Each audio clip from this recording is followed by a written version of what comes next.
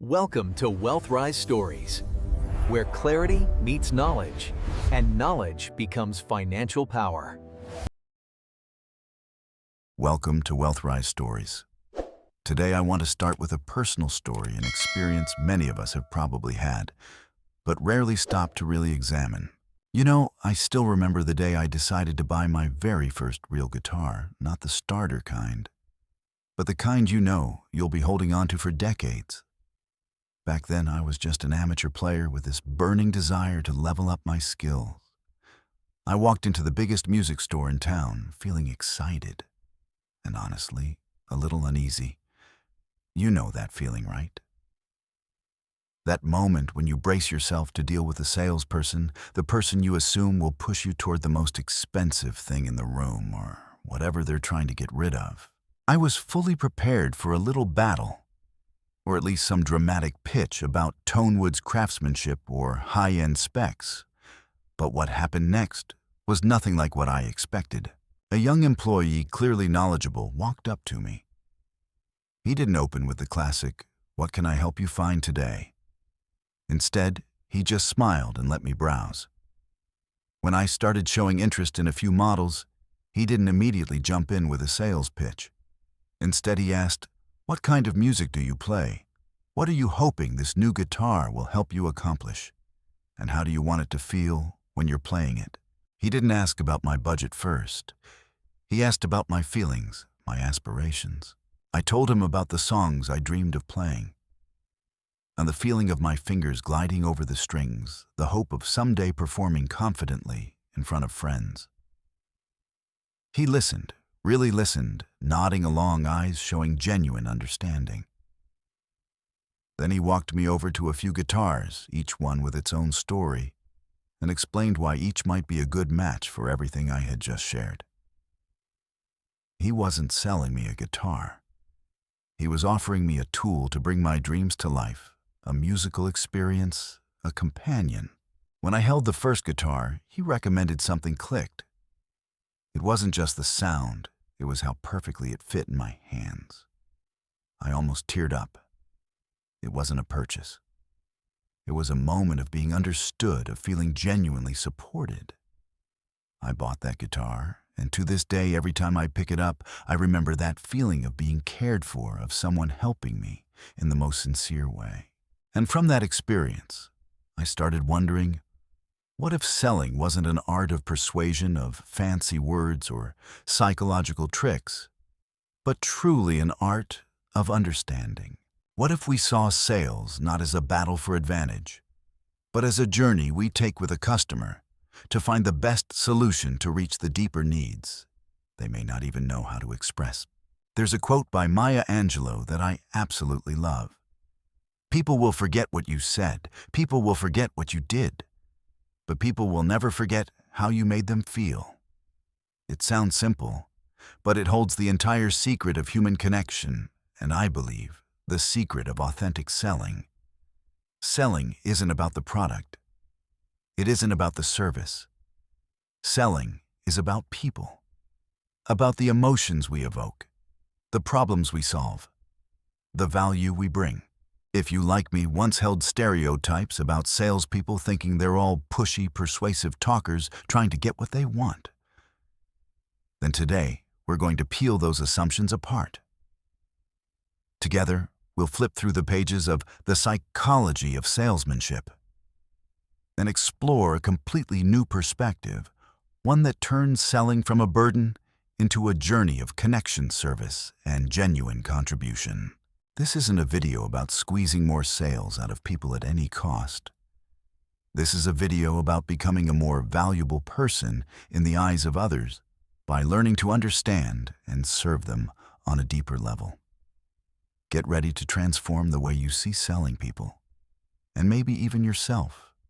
I hope you've got a cup of coffee or hot tea ready and found yourself a comfortable spot to settle in, because today we're about to begin a journey into a book that reshaped the way I think about a field many people, my past self included, tend to carry a lot of misconceptions about sales.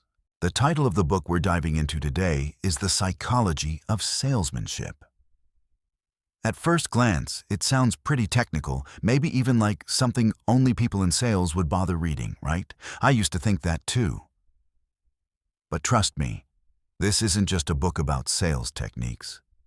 It's a classic, a lighthouse guiding the way we interact, persuade and connect with people in every corner of our lives. Before reading this book, if you had asked me to define sales, I would have thrown out a bunch of negative words without hesitation, manipulation, pressure, annoyance, even deception. I used to be genuinely uncomfortable, honestly, almost afraid of anything related to selling. I didn't want to be labeled a salesperson because in my naive mind back then, that title was tied to someone who cared only about profit, regardless of anyone else's feelings or real needs. Anytime someone tried to sell me something, an invisible wall instantly shot up around me full of suspicion and defensiveness. And of course, because of those biases, I never imagined I could sell anything myself, whether it was an idea, a service, or an actual product. But the psychology of salesmanship completely flipped those beliefs upside down. This book isn't some manual on closing deals or using dark psychology tricks to pressure people. No, not even close. What this book taught me deeply and in the most human way is this: the best selling always starts with empathy. Yes, empathy. Selling isn't about making someone buy something. It's about truly understanding their needs, desires, frustrations, and then showing them that your solution, your product, your idea can genuinely help. I remember the exact moment I had my aha while reading the chapter about stepping into the buyer's shoes. It completely reframed my thinking from "I want to sell" to "I want to help." Sales stopped feeling like a confrontation and started looking like a collaboration where both sides gain something meaningful. It's not manipulation, it's understanding. It's not lying, it's conveying value honestly. The book helped me realize that sales skills are really communication skills, listening skills, problem-solving skills, and above all, human connection skills. Skills we need in every part of life, far beyond the business world. And that's exactly my mission in creating this video series. We're not just going to summarize the book in some dry, academic way. No. My goal is to humanize these seemingly technical concepts, these psychological principles that people often assume apply only to business, so we can interpret them, apply them, and integrate them into our everyday lives. How do we use empathy? Not just when selling a product, but when persuading a colleague, resolving a family conflict, or even making an important personal decision. How do principles of influence and persuasion avoid becoming tools of manipulation and instead become bridges that build trust and understanding? Those are the questions we'll be answering together. To give you a clearer picture of our upcoming 90-minute journey, I've structured this video with care. We're not just skimming the surface. We're diving into each layer of insight this book offers. First, we'll lay the foundation with the core principles of the psychology of salesmanship. This is where we explore essential concepts like attention, interest, desire, and action, the building blocks behind any buying decision and really any decision in life. We'll break down how the human mind processes information, how emotions guide logic, and how to lead a conversation naturally without forcing it. You'll finally understand why people buy or don't buy. And that's the key to understanding people. Next, we'll dive into the art of building trust and ethical persuasion. Here, we'll examine the psychological factors behind trust, one of the most crucial elements in any relationship, not just in sales. We'll talk about sincerity, credibility, and how to create a safe environment where others feel open to listening and receiving what you share. This is also where I'll highlight the line between persuasion and manipulation, and why staying ethical is the only path to long-term success. Then we'll explore effective communication techniques and problem solving. The book is full of practical strategies, and together we'll break down how to ask smart questions, practice active listening, and present solutions clearly and compellingly.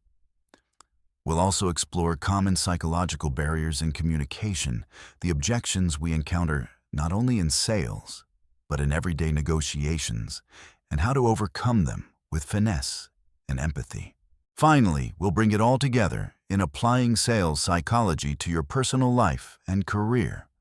This is where we reflect on everything we've learned and turn it into actionable tools you can use immediately.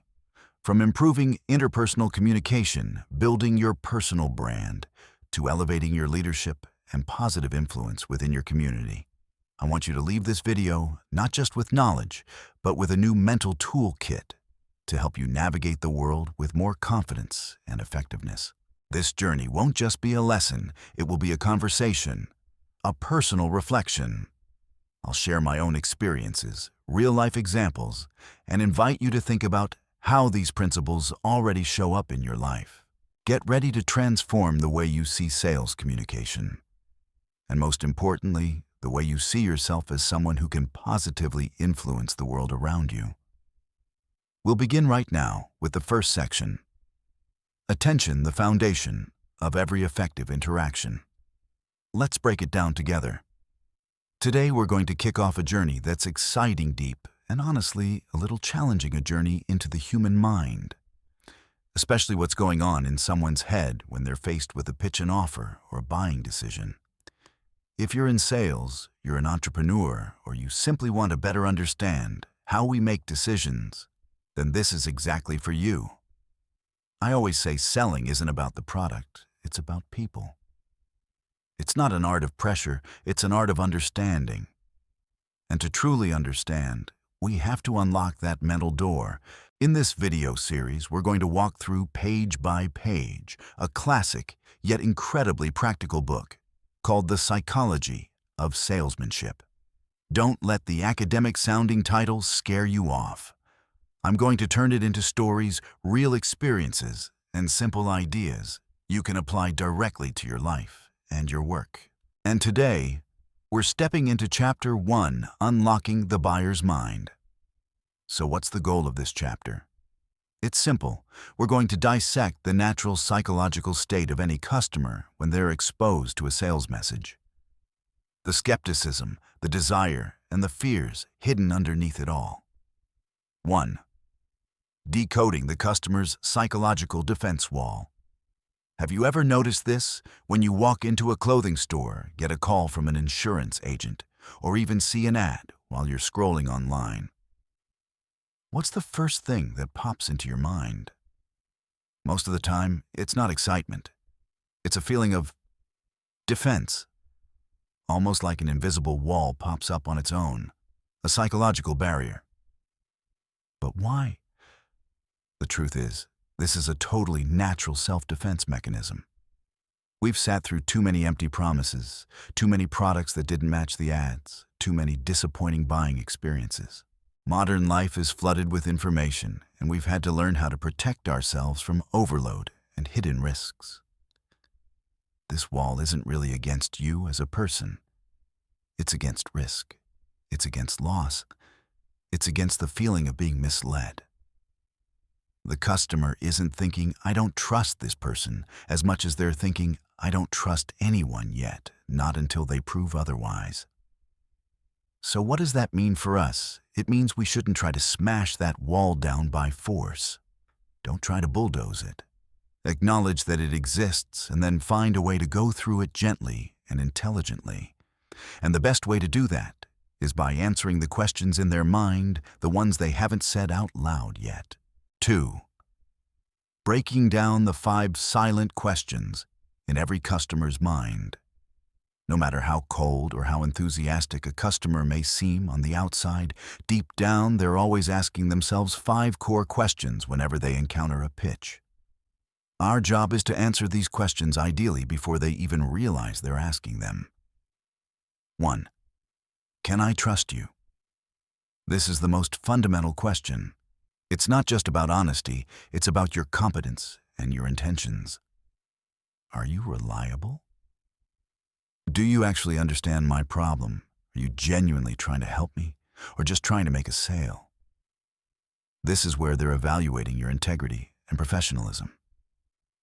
2. Is this really for me? There are way too many options in the world. Customers need to feel that your product or service is designed to solve their specific problem, that it fits their needs, and that it's actually meant for someone like them. If what you're offering feels vague and generic, their default reaction is, yeah, this probably isn't for me. 3. Is it worth it? This isn't just about the price tag. It's about the overall value compared to what they have to give up, not only money, but also time, effort, and risk. Are the benefits I'll get bigger than the cost and the risk I'm taking on? That's the mental math they're doing. 4. Will it really work the way you say it will? Talk is cheap.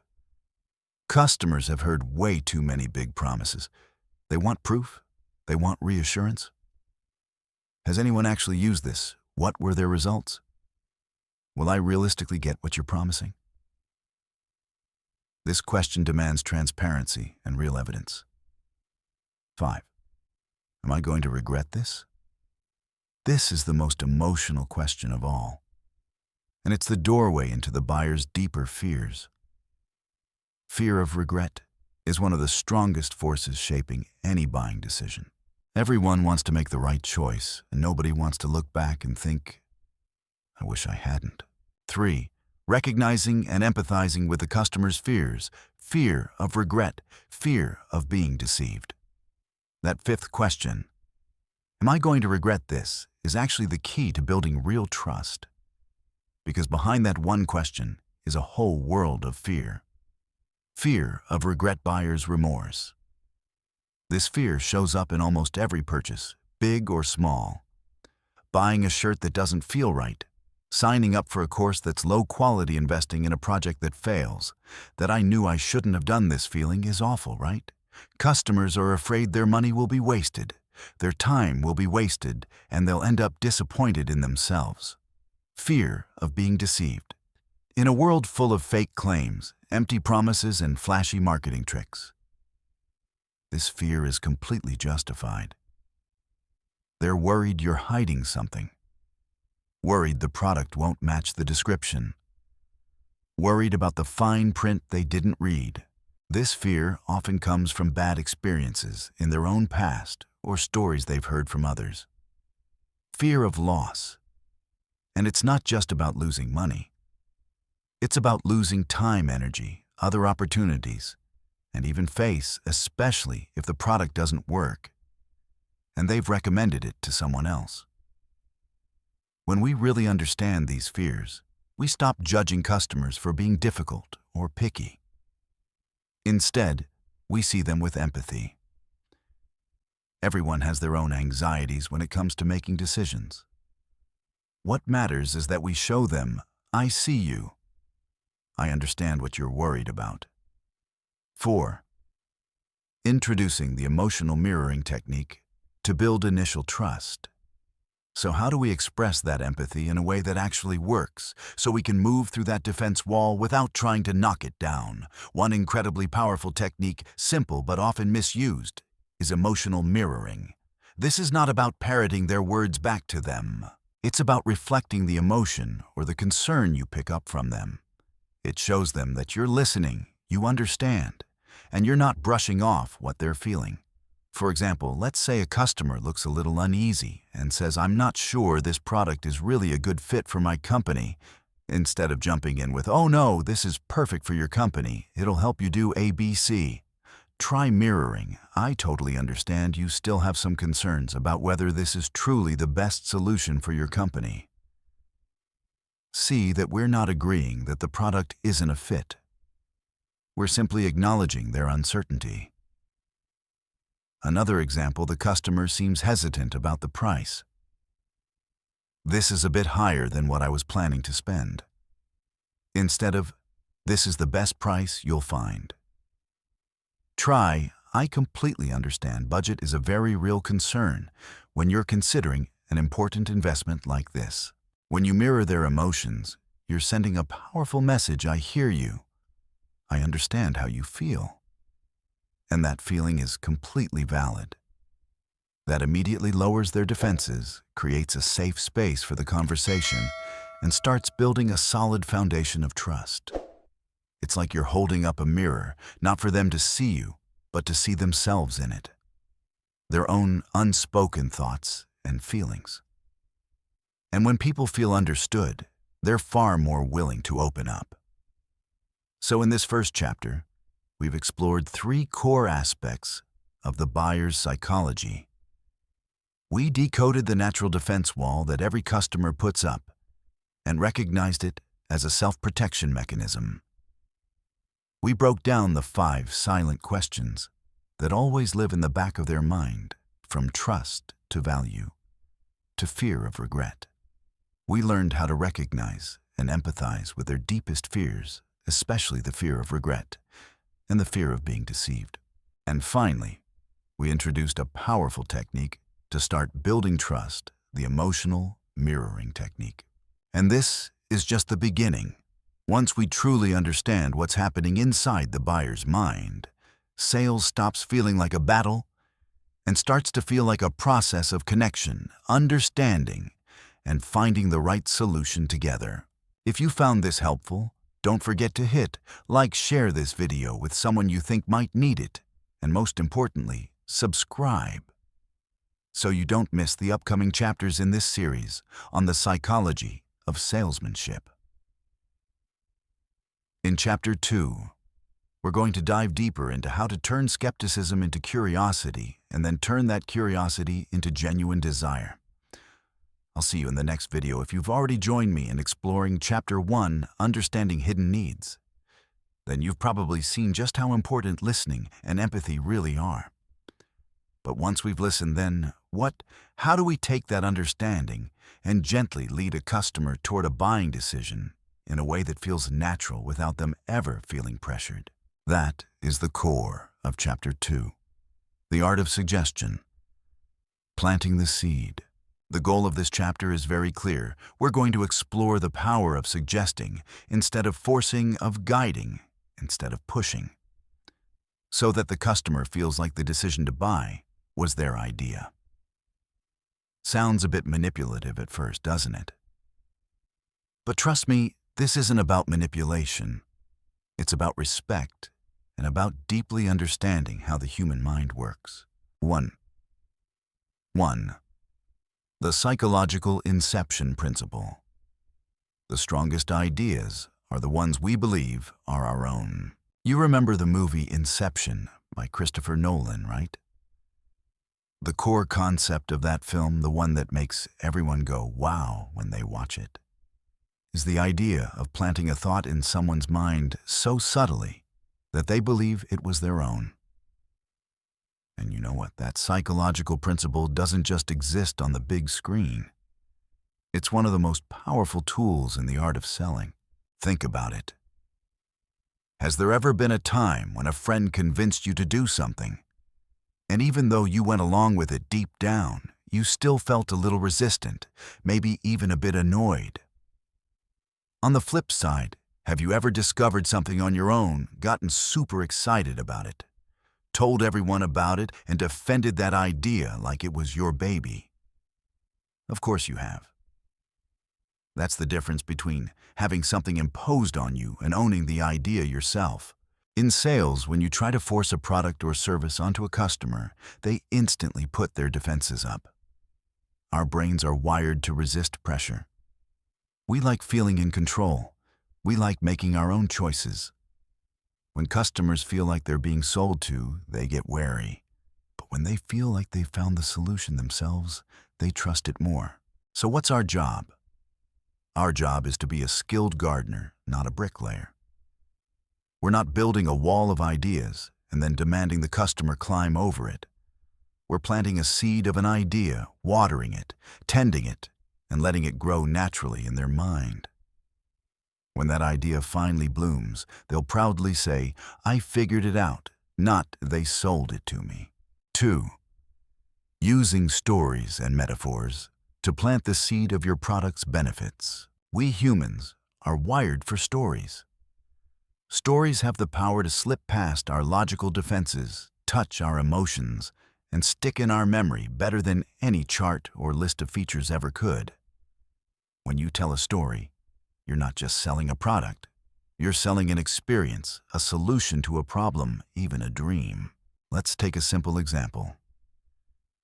Instead of saying product A has feature X that helps you save 20% of your time, you could say, I remember one of our customers, let's call her Lisa, a super busy working mom with 2 kids. Every day she was juggling her job, her kids, and all the housework. She once told me she wished she could somehow add 2 more hours to her day, just so she could read a book or simply enjoy a hot cup of tea without worrying about everything else. After she started using Product A, I checked in with her about a month later. Her eyes literally lit up. She said, "You know what, thanks to this, I actually have time for myself now. Last night I sat down and finished a whole chapter of my favorite book without feeling rushed. It felt amazing." See what happened there? When you tell Lisa's story, your customer isn't just hearing about 20% time saved. They're feeling the relief, the freedom, the joy Lisa experienced. They start to imagine themselves in that story, wondering, what if I could have that extra time too? And that's exactly when the seed of the product's value starts to sprout in their mind. It's the same with metaphors. Don't just describe your product as a laptop. Call it your mobile command center, the thing that lets you steer your work from anywhere like a captain at the helm of their ship. An online course isn't just a set of lessons, it's a key that unlocks a new world of opportunities where you're the chief architect of your own career. These stories and metaphors don't force the customer into anything. They invite them to imagine, to explore, and to connect your product with their deepest desires. 3. Using open-ended questions to gently guide the customer's thinking. If stories are the seeds, then open-ended questions are the sunlight and water. They nourish the seed and help it grow. Open-ended questions aren't about getting a quick yes or no. They're about getting the customer to think, reflect, and discover their own needs. Instead of asking, "Do you want a product that helps you save money?" a closed question that usually gets a quick yes, but reveals nothing deeper, try something like, "From your perspective, what's the biggest challenge you're facing with your current budget?" Or, "If there were a solution that could help you feel more secure financially, what would you want that to look like?"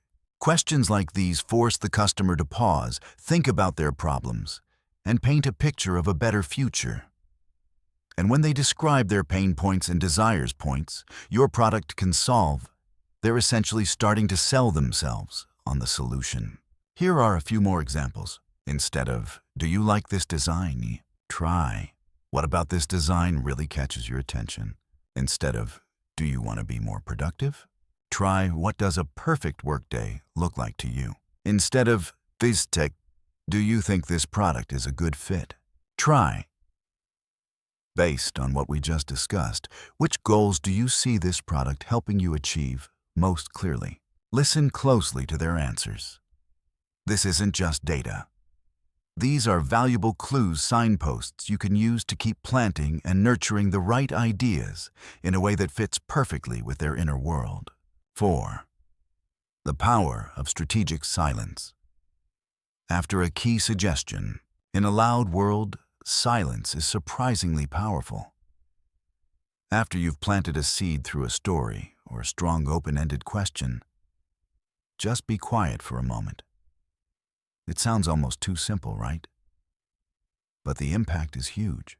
When you offer an important suggestion, for example, you've just shared a moving story about a customer who benefited from your solution, or you've asked a thought-provoking question about their goals, and then you stop talking, what happens?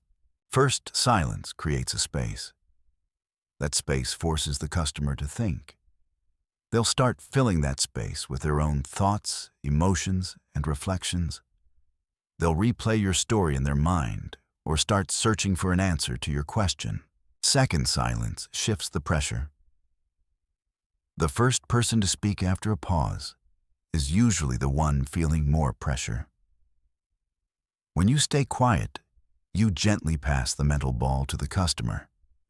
They'll feel a natural urge to respond, and that response is usually more honest and deeper than a rushed reaction. I've seen this play out many times, both with others and in my own experience. There was a time when I was consulting with a client about a leadership development course. I asked him, if you could overcome the biggest obstacle in inspiring your team, how big of an impact do you think that would have? Then I stayed quiet. A few seconds went by. He didn't say anything at first, just stared off for a moment. Then he let out a long sigh and started opening up about the real challenges he was facing and about his dream of building a strong, united team. It was the silence that gave him the space to really dig into his emotions and desires. Of course, strategic silence is an awkward silence. It has to be intentional, calm, and confident. The pause shouldn't drag on so long that it becomes uncomfortable, but it should last long enough for the idea to really sink in. In short, the art of suggestion isn't a trick. It's a respectful, thoughtful approach. It's about being a caring guide who helps the customer discover for themselves the value your product or service can bring. By planting seeds through stories, watering them with open-ended questions, and giving them space to grow. With strategic silence, you'll notice that customers don't just buy.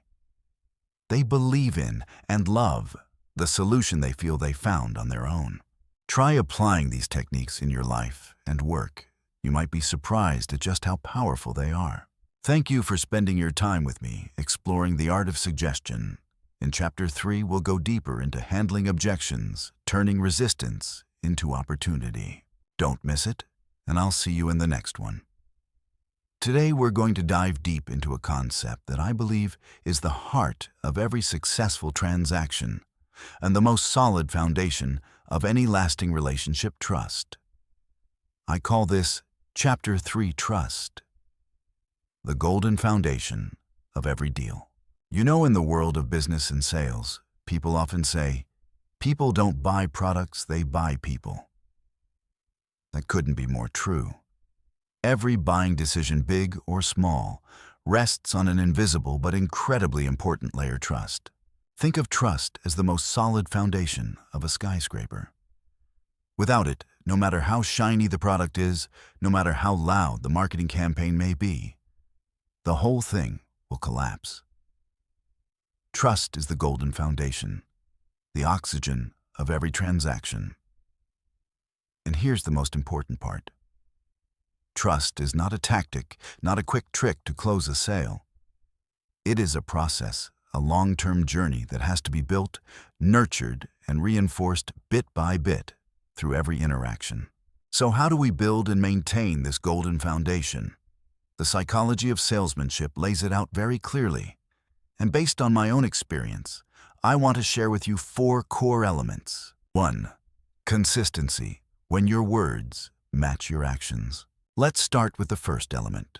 It sounds simple, but it's incredibly powerful: consistency. Put simply, your words have to match your actions. If you say you'll call back at 3 p.m., you call at exactly 3 p.m. If you promise delivery within 3 days, then the product shows up in your customer's hands in 3 days.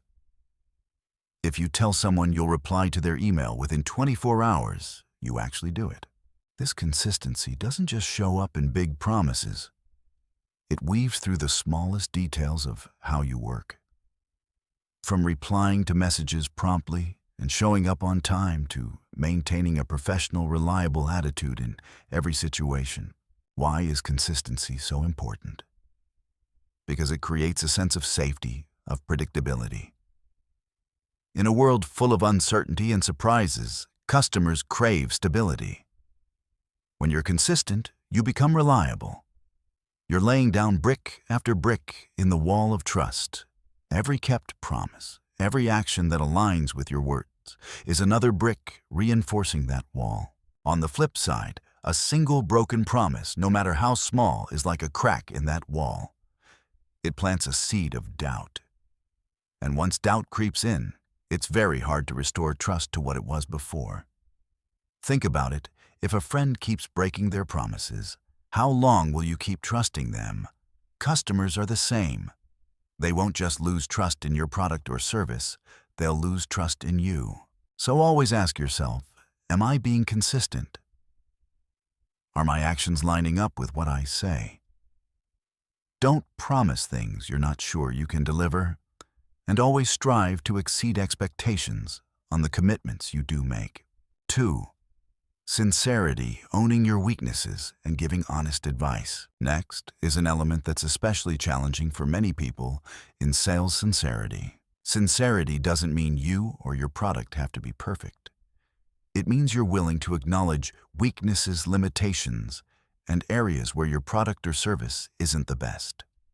And more importantly, it means you're willing to give honest advice, even if that means the customer might not buy from you. Think back to a time when you walked into a store and the salesperson did nothing but praise the product, hiding every flaw and exaggerating every benefit. How did that feel? Most of us feel uncomfortable, or at least not fully trusting. We feel like we're being sold to, not served. Try a different approach. When a customer asks about a feature your product doesn't have or an area where you're not top of the market, yet be willing to say, when it comes to X, our product isn't the absolute best option out there right now. However, it's extremely strong in Y and Z. And those are exactly what matter most for A, B, and C in your situation. Or if you realize your product truly isn't a good fit for this customer's specific needs, dare to say, based on what you've shared, I actually don't think this is the best choice for you right now. You might want to consider another type of solution, or I can point you to a colleague or even a competitor whose product might suit your needs better. That sounds dangerous, right? Like you're throwing away an immediate sale. But in reality, it's the opposite. The customer will feel respected, treated like a partner in problem solving, not just a walking wallet. That level of honesty builds a bridge of trust that's stronger than you might imagine. They'll see that you put their interest above your own, and that sincerity can turn them into a loyal customer, and even your most enthusiastic referrer. Because they'll know that when you recommend something, it's coming from a place of genuine care, not a sales gimmick. 3. Demonstrating expertise. Becoming a trusted specialist. Third, we have what I like to call soft power demonstrating expertise. No one wants to do business with someone who just reads tech specs off a brochure or repeats what's written on the website. Customers aren't just looking for a product, they're looking for a solution and trustworthy guidance. They want an expert, someone who can offer real insight and help them solve their problems, not just a salesperson pushing a transaction. Think about it. When you need health advice, would you rather talk to a pharmacist who only reads instructions off the box, or a doctor who deeply understands your body drug interactions and can correctly diagnose what's going on? Obviously, the second one. To demonstrate expertise, you need more than just a deep understanding of your product. You need to understand your industry, your market, and your target customers on a deeper level. You should be someone who can answer tough questions, anticipate potential problems, and offer creative solutions the customer hasn't even thought of yet. For example, if you're selling project management software, you don't just talk about features. You talk about how it solves specific pain points in your customer's workflow, cutting down on meeting time, improving team communication, tracking progress more effectively. You share real case studies. You break down new trends in project management. You give advice on how to integrate your software with other tools they're already using. Your calm confidence in the face of tough questions and your ability to break down complex issues into simple, clear explanations, those are the marks of a true expert. And once customers feel you're an expert, they'll trust your recommendations. From there, trusting your product or service is a natural next step. It becomes a positive feedback loop. 4. The human factor, sharing personal stories and building connection. Finally, and this is often overlooked, we have the human factor. We're human beings, and we want to connect with human beings. In a world that's increasingly automated and screen-based, creating a real human personal connection can be your strongest differentiator.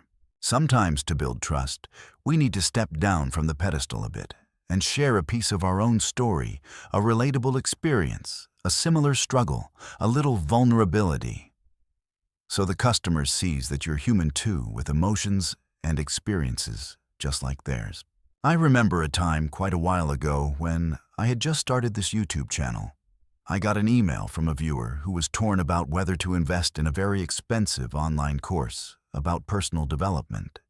He'd been following my channel for a while, but he was still skeptical because he'd been burned by similar courses in the past, wasted money, broken promises. He needed advice, some clarity, or at least a more objective perspective. Instead of launching into all the supposed benefits of that course, which I wasn't even selling, or trying to redirect him into some course I might be promoting, I chose a different route. I took the time to get on a call with him. On that call, I shared my own story, the times I had wasted money on useless courses, the frustration, the feeling of being misled, and also the times when I was lucky enough to find the right mentor and the right program ones that truly changed my life. I didn't hide the financial struggles I'd gone through or the painful lessons I learned about choosing courses wisely. My advice wasn't buy it or don't buy it. It was more like take a really close look at the course description and the free lessons and especially reviews from real students. Don't rush. Listen to your gut. Look for something that truly addresses your specific problem, not just big, vague promises. I also told him clearly, this course looks like it might be a good fit for people at stage A, but if you're currently at stage B, it might not be your top priority yet. You may want to look for something that's a better match for where you are right now. So what happened? He didn't buy the course immediately, but he did send me a long email thanking me for my honesty. He said that after our conversation, he trusted me more than any salesperson or advisor he'd talked to before. He didn't just trust my advice, he trusted me as a person. A few months later, he became one of the most active members of my community, commenting on almost every video and recommending my channel to friends and colleagues. And when I eventually launched a new educational product that truly matched his stage of growth, he was one of the first people to sign up without hesitation, because the trust was already there. That wasn't a sales tactic. That was about connection, about putting someone else's interests first, about sharing part of myself to build a genuine relationship. So my friends, consistency, sincerity, solid expertise, and human connection. These 4 core elements are not tricks or hacks to close deals faster.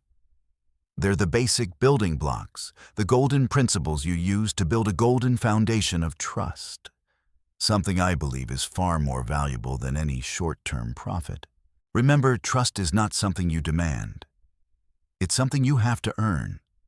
It's a long-term investment, not a short-term cost. And once you've built trust, you don't just have a customer. You have a supporter, a friend, a brand ambassador.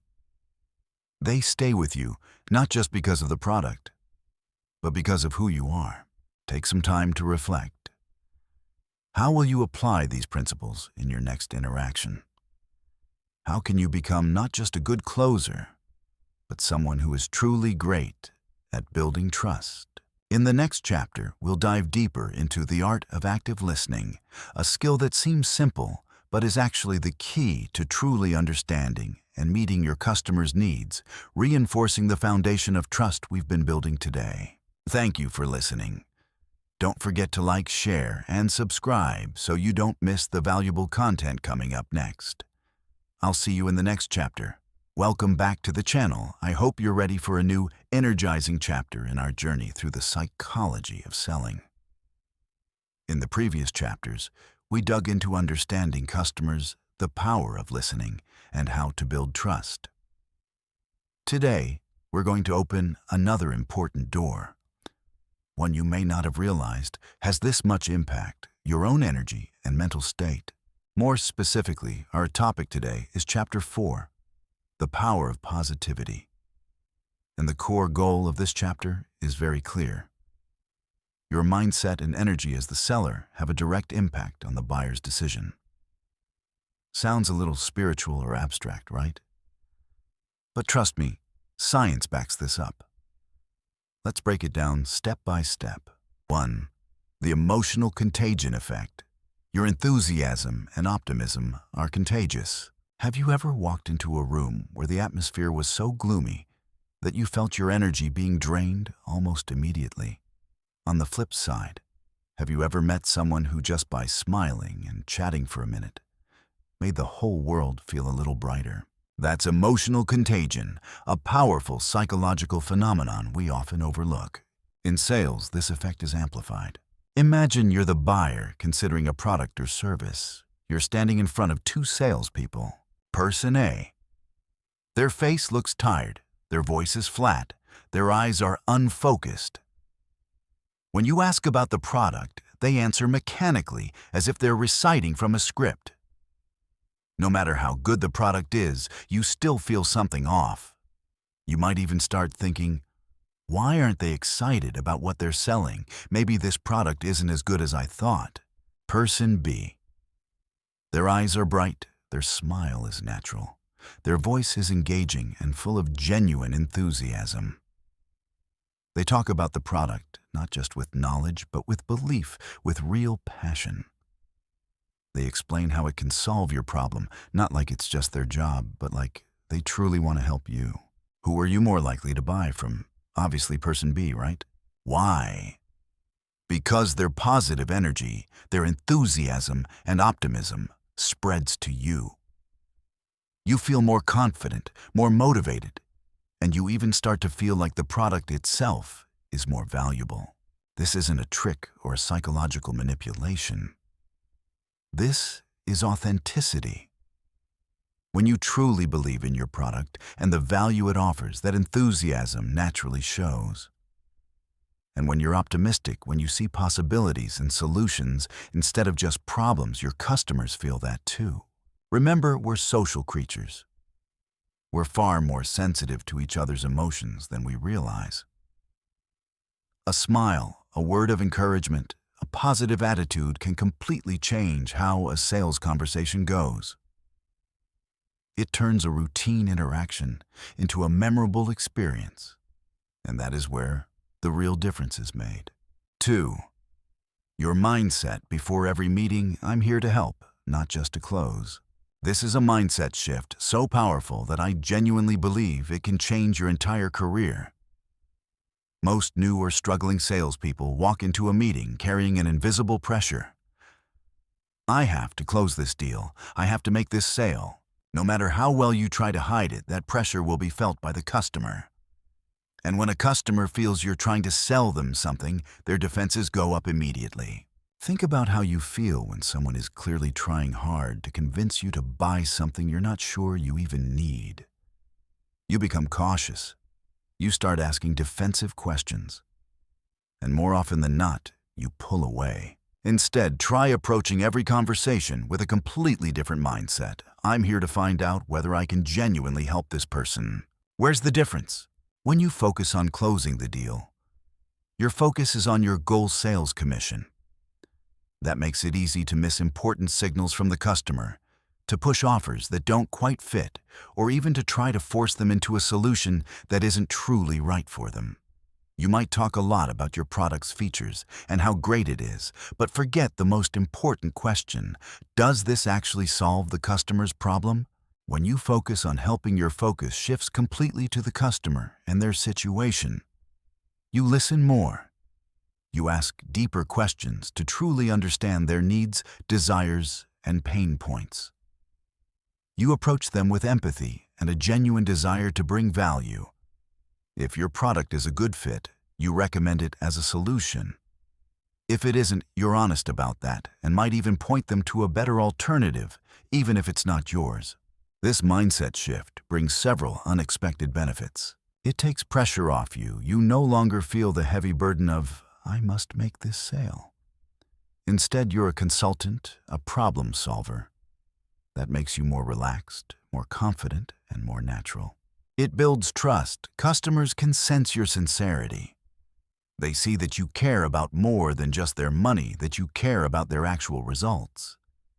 That trust is the foundation of every long-term business relationship. It increases conversions naturally. When you truly understand the problem and offer the right solution, closing is no longer a battle. It's just the natural next step. Customers buy because they want to and need to, not because they've been pressured. Try this mindset before your next call or meeting. Tell yourself, today, I'm going to find a way to help someone. You might be surprised by how much your interactions and your results begin to change. 3. Turning rejection into a learning opportunity. Not a personal failure. This is one of the biggest psychological barriers every salesperson has to face: the fear of rejection. No can echo in our minds like a judgment, a statement that we're not good enough. But what if we changed how we see it? What if every rejection wasn't a door slamming shut, but instead a door opening to new lessons? In the Psychology of Salesmanship, they emphasize that rejection is never a personal failure.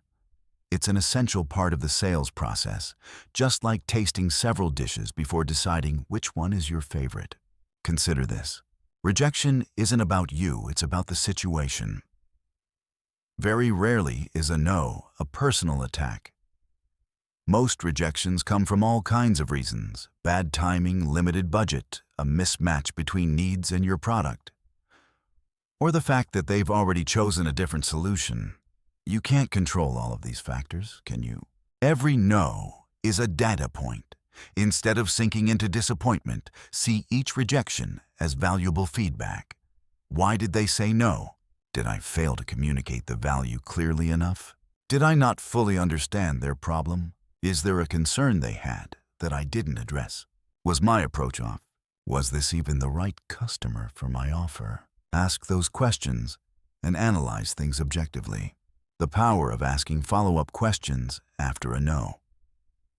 This is a skill most salespeople are scared to use, but it's incredibly powerful. When you get a rejection, instead of backing away, immediately gently ask, "I completely understand your decision. For my own improvement, would you mind sharing what made our solution not quite the right fit for you at this time?" Many customers will be happy to tell you, and that information is pure gold for your growth. Building resilience. The most successful people in any field aren't the ones who never fail. They're the ones who keep getting back up. Every no is a chance to build that muscle. It makes you stronger, tougher, and wiser for the next conversation. Remember, the road to success is paved with no's that you learned from. If you're never hearing no, chances are you're not asking enough, not trying enough, or you're staying too deep inside your comfort zone. 4. Using positive language and focusing on solutions and outcomes. The language you use both when you talk to customers and when you talk to yourself has an incredible power to shape reality. If you constantly use negative language, always focusing on problems and what can't be done, you're not only draining your own energy, you're also making your customers feel pessimistic and uncertain. Think about the difference between these two ways of saying the same thing. Version 1. Negative problem focused. We can't deliver before Friday because our warehouse is overloaded. This is a big problem that we're struggling to solve. Version 2. Positive solution and outcome focused. We totally understand you'd like to receive your order as soon as possible. While our warehouse is currently running at full capacity to maintain quality, we can make sure your delivery is completed at the beginning of next week. So you'll still have plenty of time to get ready for your project with the best possible product. Would that timeline work for you? See the difference. The second version doesn't hide the reality that you can't deliver earlier, but it reframes the situation as a manageable challenge and emphasizes the positive outcome for the customer. Here are a few tips for using positive language. Replace negative words. Instead of problem, Try challenge area to improve or opportunity. Instead of can't try, we can explore, we'll work on finding a solution, or here's what we can do. Instead of failure, try lesson or experience. Focus on benefits, not just features. Customers don't buy a drill because they love drills. They buy it because they want a hole in the wall. Say, this product will help you save about 20% of your time every week instead of just. This product has features X, Y, and Z. Use future-oriented language. Instead of dwelling on what went wrong or current difficulties, talk about what can be achieved. With this solution, we'll see clear growth next quarter, instead of, our numbers are flat right now. Watch your self-talk before you can speak positively to others. You have to speak positively to yourself. Pay attention to that inner voice. If you're always telling yourself, I'm not good enough, or I'm going to fail, that energy will leak into your words and actions. Practice replacing those thoughts with positive, empowering statements. Positive language isn't about lying or sugarcoating. It's a deliberate choice to focus on solutions, possibilities, and positive outcomes. It changes not just how others see you, but how you see yourself and the world around you. So there you have it. We've just explored the power of positivity in the art of selling. From emotional contagion to a help-first mindset, to turning rejection into learning to using positive language. Everything points toward one goal: becoming a salesperson who is not only effective, but also inspiring. Remember, every interaction is a chance to create a positive experience. Not just for your customer, but for yourself. Your energy and mindset don't just influence your revenue. They shape your joy and fulfillment in the work you do. Practice these ideas every day. Start with the smallest things: a more genuine smile, a more empathetic question, a slightly more positive way of phrasing something. I truly believe you'll be amazed by the difference. Thank you for spending your time with me in this chapter. If you found this helpful, don't forget to like, share, and subscribe so you don't miss the valuable content coming up. In the next chapter, we'll dive into another crucial topic. Chapter 5. The Art of Asking Questions and Active Listening. See you in the next video, and keep that positive energy alive. Now we're going to dive deep into one of the biggest secrets, a key factor that helps you not only sell your product, but also build long-term relationships with your customers. This is Chapter 5. Don't sell the product, sell the feeling. Sounds a little vague, doesn't it? But trust me, this is the foundation of every successful transaction. The core philosophy we're going to unpack today is this. People make decisions based on emotion and then justify them with logic. Does that sound familiar? It's a truth in both sales and in life. We buy a car for the feeling of freedom, not just for the horsepower. We buy a course for the feeling of confidence, not just because it has 100 lessons. Logic comes afterward to protect our emotional decision and help us feel smart about the money we spent. So how do we create and attach those positive emotions to your product? 1. Identify the core emotion your customer is really chasing. This is the first and most important step. Your product may be able to do many things, but you need to understand which pain it truly solves, or which deep desire it really satisfies inside your customer. From my experience, there are a few fundamental emotions people are always seeking: safety and peace of mind. A home security system isn't just cameras and motion sensors. It's the peace of mind you feel when you're away from home, the deep, uninterrupted sleep at night without worry. It's the feeling that you're protecting the people who matter most. Confidence and self-worth. A sharp business outfit, a public speaking course, or even a premium smartphone. These are not just fabric information or hardware. They're tools that help you shine, help you speak up, help you walk into any room with your head held high. They're a statement: I matter. I'm worth it. Happiness and joy. A vacation isn't just flights and hotel bookings. It's unforgettable memories with your family, bursts of laughter, and moments where you can finally escape the chaos of everyday life.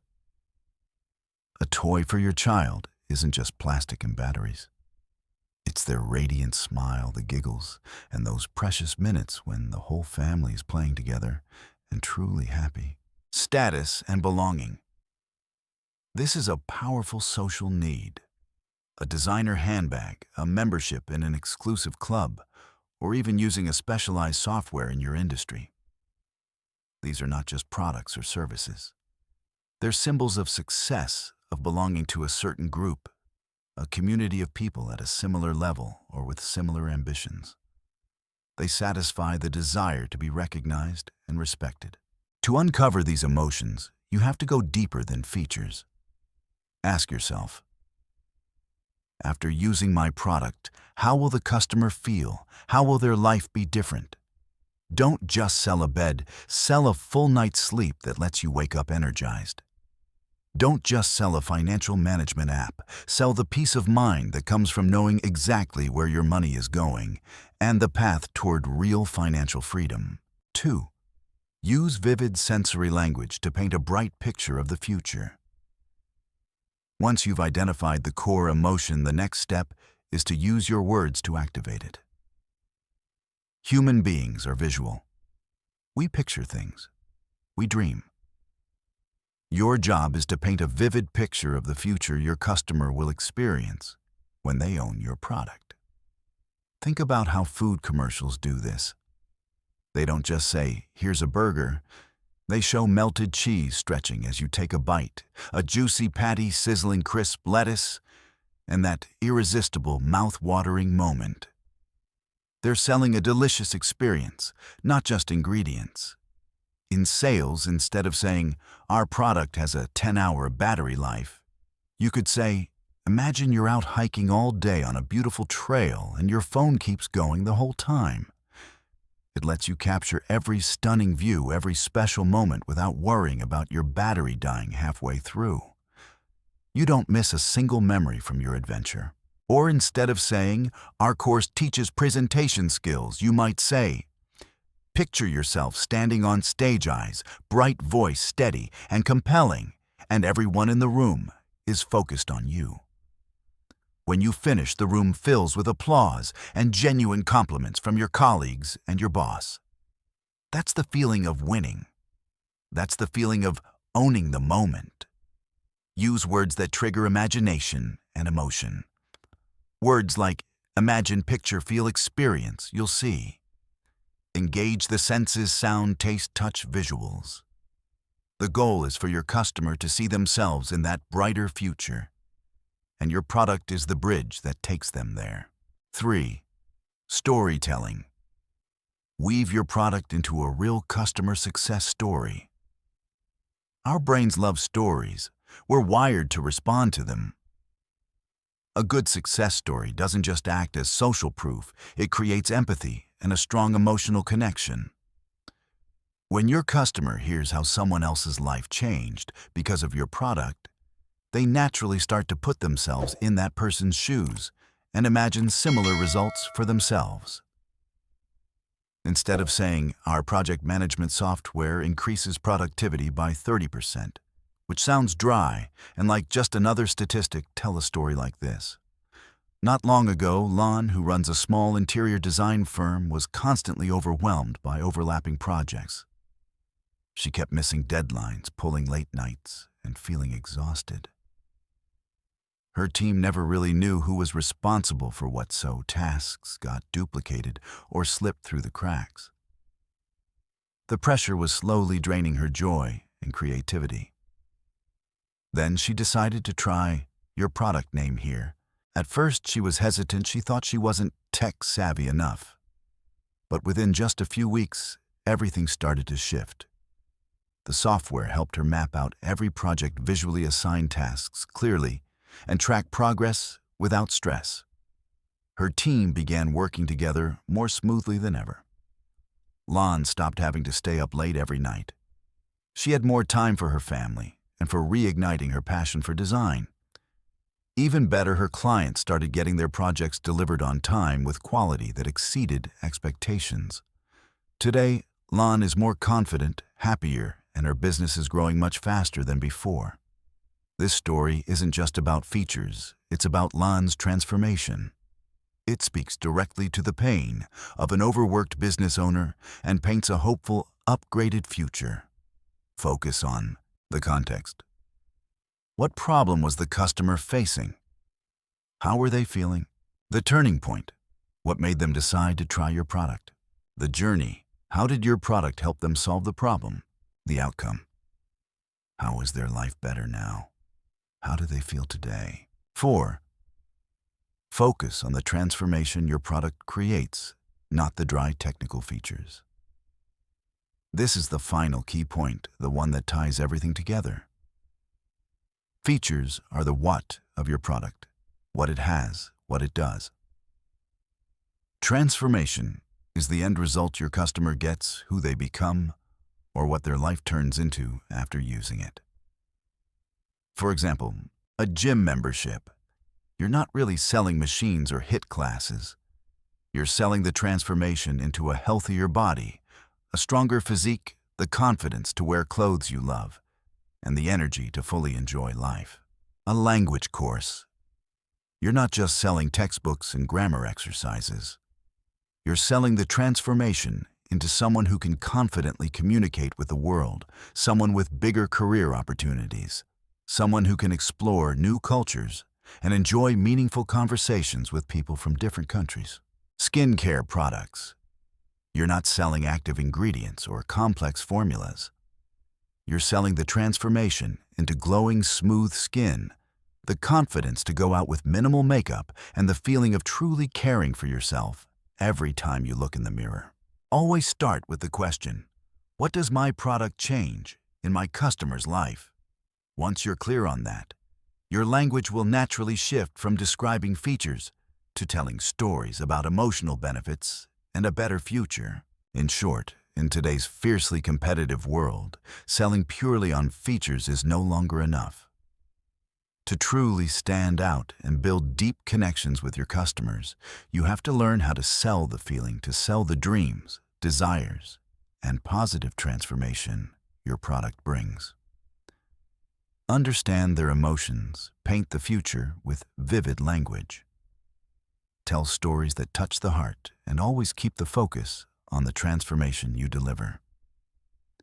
Try applying these principles to the way you talk about your product or service. You'll notice a remarkable difference in how customers react and how they feel about what you're offering. Thank you for taking the time to listen. Don't forget to share your thoughts in the comments below. In the next chapter, we'll dive into the art of building trust, from prospect to loyal advocate. Welcome back to the channel where we unpack the psychology of sales, not to manipulate people, but to connect with them on a deeper level.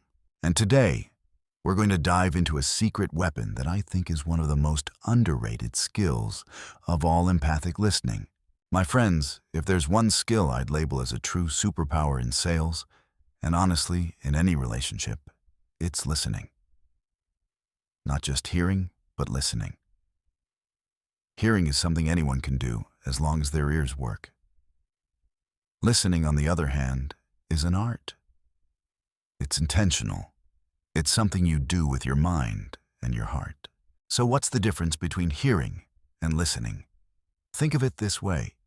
Hearing is like being in a room full of noise traffic outside, music from a neighbor's apartment, someone talking on the phone. Your ears pick up all those sounds, but you're not really focusing on any one thing. It's passive. Listening, though, is when you're sitting across from a close friend who's telling you a story. You're not just catching their words. You're tuned into their tone of voice, the pauses, the little silences, the expressions on their face. You're actively decoding the message, trying to understand the deeper meaning behind every word. That's a deliberate process. It takes focus and presence. In sales, or in any kind of communication, we're often in way too much of a hurry to talk. We want to present the product, talk about features, convince, persuade. But here's the truth. What your potential customer really wants is to feel understood. And the only way to truly understand them is to listen. I remember once meeting with a potential client, a busy entrepreneur. At first, I launched right into my pitch, excited to present my solution. But I started noticing his eyes drifting away, and he kept glancing at his watch. I thought to myself, okay, what am I doing wrong here? So I decided to stop talking. I simply asked, "You seem really pressed for time. Do you have something heavy going on right now?" He sighed. And then he started opening up about a project that was going sideways, the time pressure he was under, and how exhausted he felt. From that moment on, the entire conversation changed. I stopped being the salesperson and became the person who really listened, and then the person who offered a solution to his actual problem, not the problem I assumed he had. That is the power of empathic listening. And to do it well, we need to dig into a few specific techniques. 1. The 80-20 rule in communication: spend 80% listening and 20% talking. It sounds simple, but when you try it, you'll see it's harder than it looks. Most of us, especially in sales, are trained to talk, to pitch, to present. The 80-20 rule reminds us that most of the value is created when we stay quiet and let the other person speak. Why 80-20? When you spend 80% of the time listening, you're doing much more than gathering information. You're building trust. You're creating a safe space where your customer feels comfortable opening up. You're showing them that you respect them, that their opinions matter. And you know what? Feeling truly heard is one of the most basic human needs. When customers feel listened to, they start seeing you as a partner, not as pressure. So what do you do with the other 20%? That's when you talk. That's when you ask questions, summarize what you've heard, and offer solutions based on what you have actually listened to, not what you assumed. It doesn't mean you sit there silently the whole time. That 20% is powerful. It's for thoughtful questions, smart insights, and meaningful responses. 2. The paraphrasing technique. Restating what you heard in your own words to confirm understanding. This is a simple but surprisingly powerful technique. When your customer says something, instead of just nodding and moving on, try summarizing the main point back to them in your own words. For example, customer says, "I'm really worried this project might get delayed because we're short on staff and our budget is already pretty tight." You say, "If I'm hearing you correctly, you're facing two main challenges. One is a potential delay because of limited manpower, and the other is the pressure of a tight budget. Is that right?" What happens when you do this? First, you confirm your understanding. You're making sure you didn't misunderstand. If you got something wrong, the customer has a chance to correct you. Second, you show them you're truly listening. They feel respected and valued.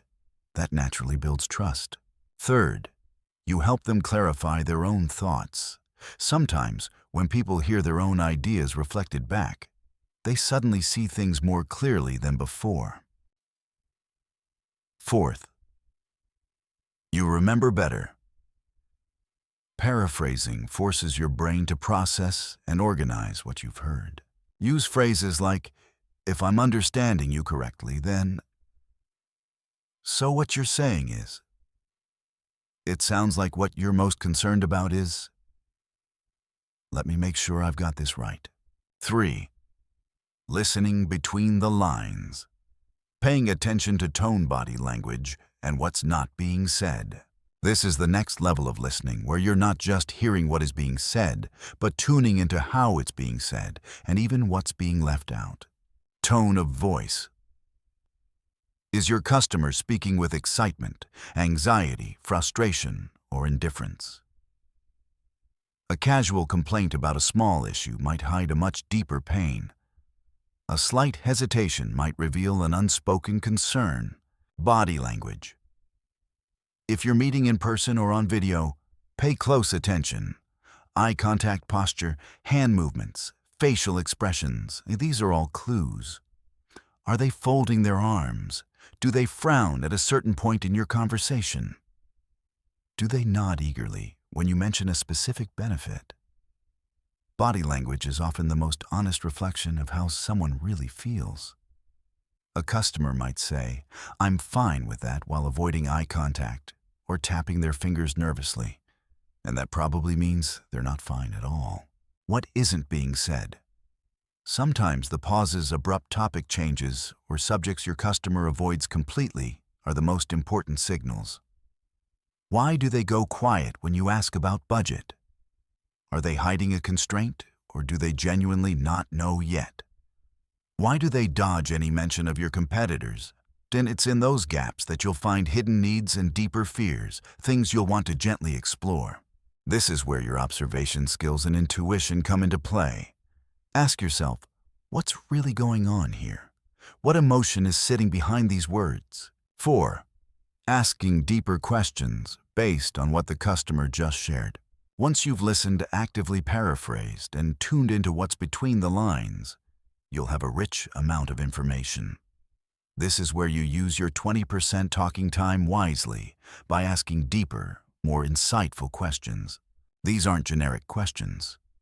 They're specific and personalized, built directly on what your customer has already told you. They help you move from surface-level problems to the core needs, motivations, and pain points. For example, customer says, "We tried a similar solution before, but it didn't really work for us." You could ask, "Can you share a bit more about what didn't work in that previous solution?" And for a new solution to feel truly successful to you, what would need to be different this time? This digs into why it failed and what their real expectations are. Customer says, "Our budget is pretty tight for this project." You could ask, "I understand. Could you help me understand this a bit more? If this project turns out to be a big success, what kind of impact would that have on your company?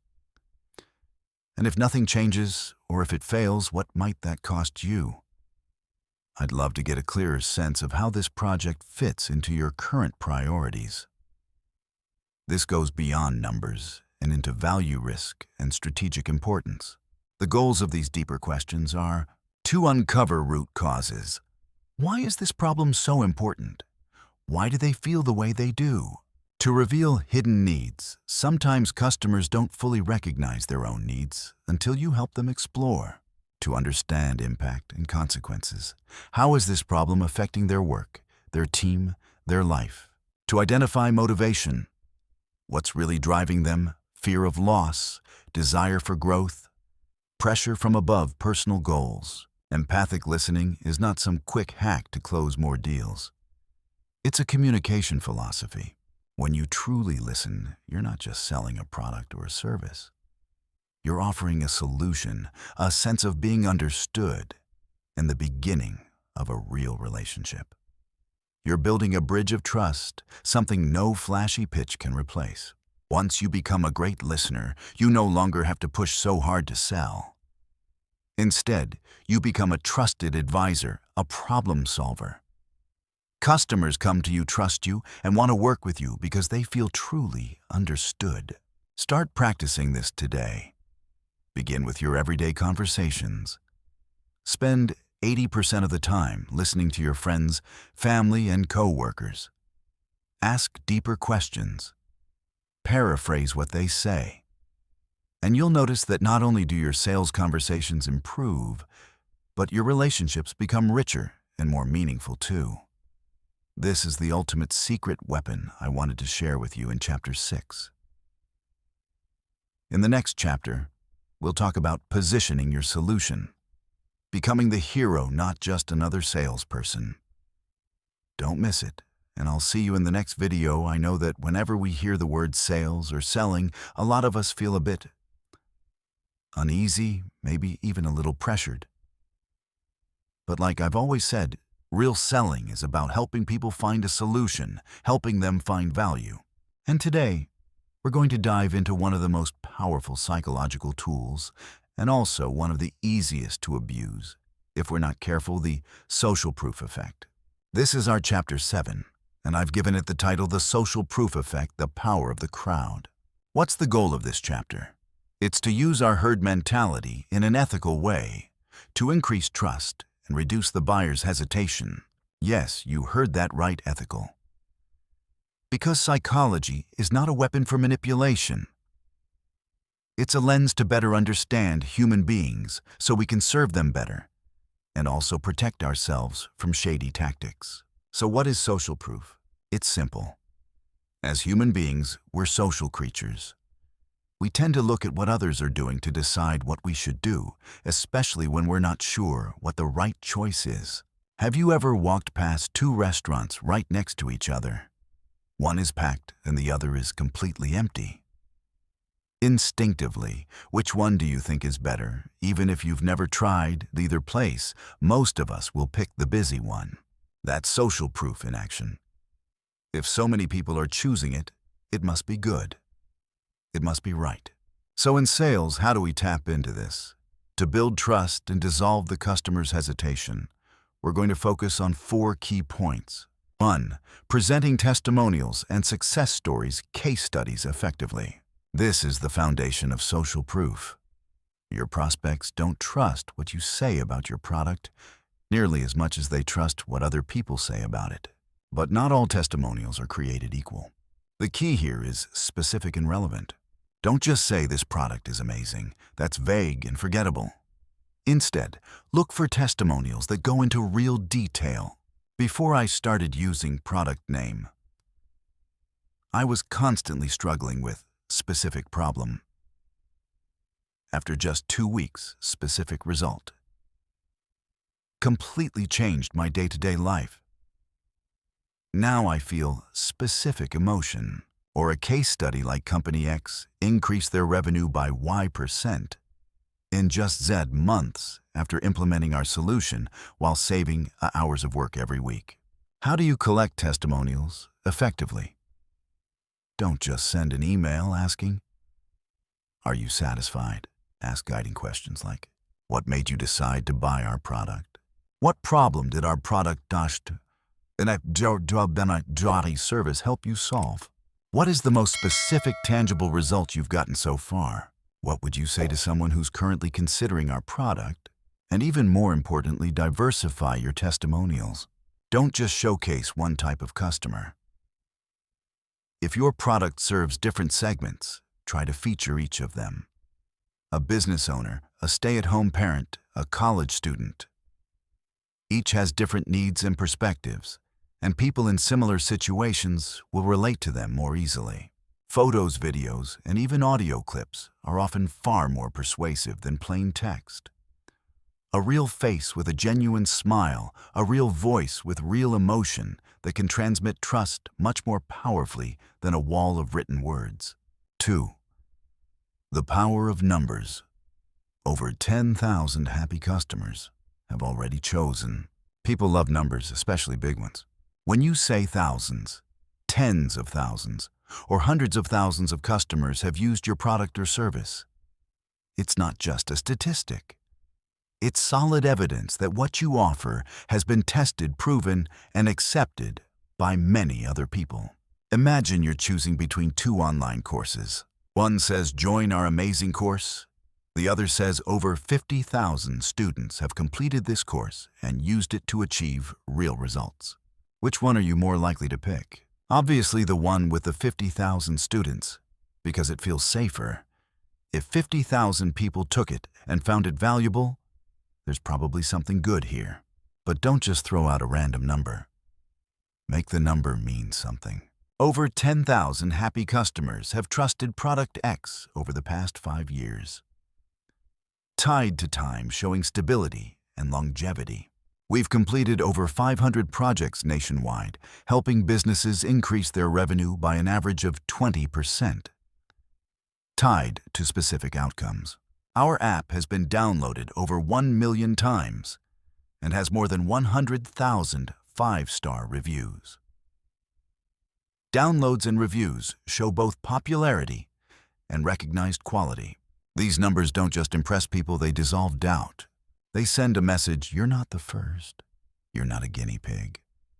Many people have gone before you, and they're glad they did. 3. Creating the feeling of a community your customers are proud to be part of. This is a step beyond just showing testimonials and numbers. More than a transaction, people want to be part of something. We have a deep need to belong, to connect. When you buy an Apple product, you're not just buying a phone. You're stepping into an ecosystem, a community of people who love sleek design and seamless technology.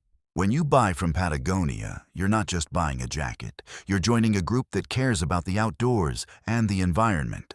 So how do you create that sense of community? Host events for your customers, webinars, workshops, live Q&A sessions, meetups if possible.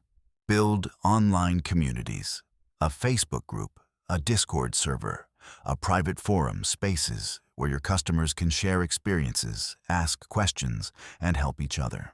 Encourage user-generated content, UGC. Ask customers to share photos or videos of themselves using your product with a specific hashtag. This not only creates free marketing content, but also lets others see that lots of people like them are using and loving your product. Highlight shared values. If your brand stands for something healthy, living, personal growth, sustainability, keep reinforcing those values. That way, your customers feel like they're part of a movement, not just buying stuff. When customers feel like they're part of a community, they don't just buy your product. They become your advocates, your true fans. They're proud to say, I'm part of X. And that in itself is one of the strongest forms of social proof you can have. 4. Emphasize how popular your product or service is to make decisions feel safer. All of this leads to one core feeling: safety. People are afraid of making the wrong choice, afraid of regret. And the popularity of a product or service acts like a kind of psychological insurance for the customer. When you say things like, this is our best-selling product, this is our most popular plan, or last month alone, over X thousand people chose this service, you're sending a clear signal. You're not taking a wild gamble here. Lots of people have chosen this, and they're happy with it.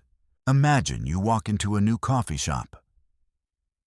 There's a drink on the menu labeled Best Seller. Odds are you'll seriously consider ordering it right, because if it's the best seller, it must be good. That's the safety instinct kicking in. To use this effectively, use badges or labels like bestseller, most popular, customer favorite on your website or packaging. Mention popularity in your content and conversations. For example, our financial coaching program has helped thousands of people build a solid plan, which is why it's become one of the most trusted services in the market. Create ethical scarcity when it's real. For example, only X spots left this month due to high demand, but only if that's actually true. The combination of popularity and limited availability can drive action. But remember, honesty is everything. Few things damage trust faster than faking demand or scarcity. Popularity lowers the perceived risk. It helps the customer move past hesitation by giving them evidence that their decision is safe and smart because it's been approved by the crowd. As you can see, social proof is not some cheap advertising trick or deceptive gimmick. It's about working with a fundamental part of human psychology, our need to feel connected, safe, and confident that we're making good decisions based on the real experiences of others. When you use social proof ethically, meaning your testimonials are real, your numbers are accurate, and the community you build is genuine, you're not just selling a product or service. You're building solid trust, creating a network of loyal customers, and most importantly, helping people get the results they truly want. Always remember, authenticity is the key. Trust takes a long time to build and can be lost in an instant. Thank you for listening to Chapter 7. I hope these ideas help you use social proof more intelligently and effectively in your work. Don't forget to like, share, and subscribe so you don't miss the upcoming chapters. I'll see you in Chapter 8, where we'll explore another fascinating psychological angle that's just as powerful. Welcome back to the Decode, the Psychology of Sales series, where we peel back the layers behind the art of persuasion and human connection. I'm WealthRise Stories, and today we're stepping into a chapter that I'm willing to bet most of us have faced not only in sales, but in everyday communication. This is Chapter 8, Overcoming Objections with Subtlety and Grace. Let's be honest with each other. How many of us actually like hearing the word no, or having to face a skeptical look, a head shake, or a polite rejection? Like, let me think about it. This is too expensive. I don't have time right now. In those moments, it usually feels like our energy drops. We feel a little deflated, maybe disappointed, maybe even ready to give up, right? To be completely honest with you, I've been there more times than I can count. In my early years of entrepreneurship, every rejection felt like a stab to my confidence. I kept wondering, what did I do wrong? Is my product not good enough? Am I just bad at talking to people? But after a lot of experience, a lot of stumbling and getting back up again, I learned a crucial lesson. A mindset shift that completely changed how I see every objection. And that's also the main goal of this chapter. See objections not as rejections, but as requests for more information and reassurance. Think of it this way. When a customer pushes back, they're not saying, "I hate your product," or "I will never buy from you." What they're really saying is more like, "I don't fully understand this yet. I still have some doubts.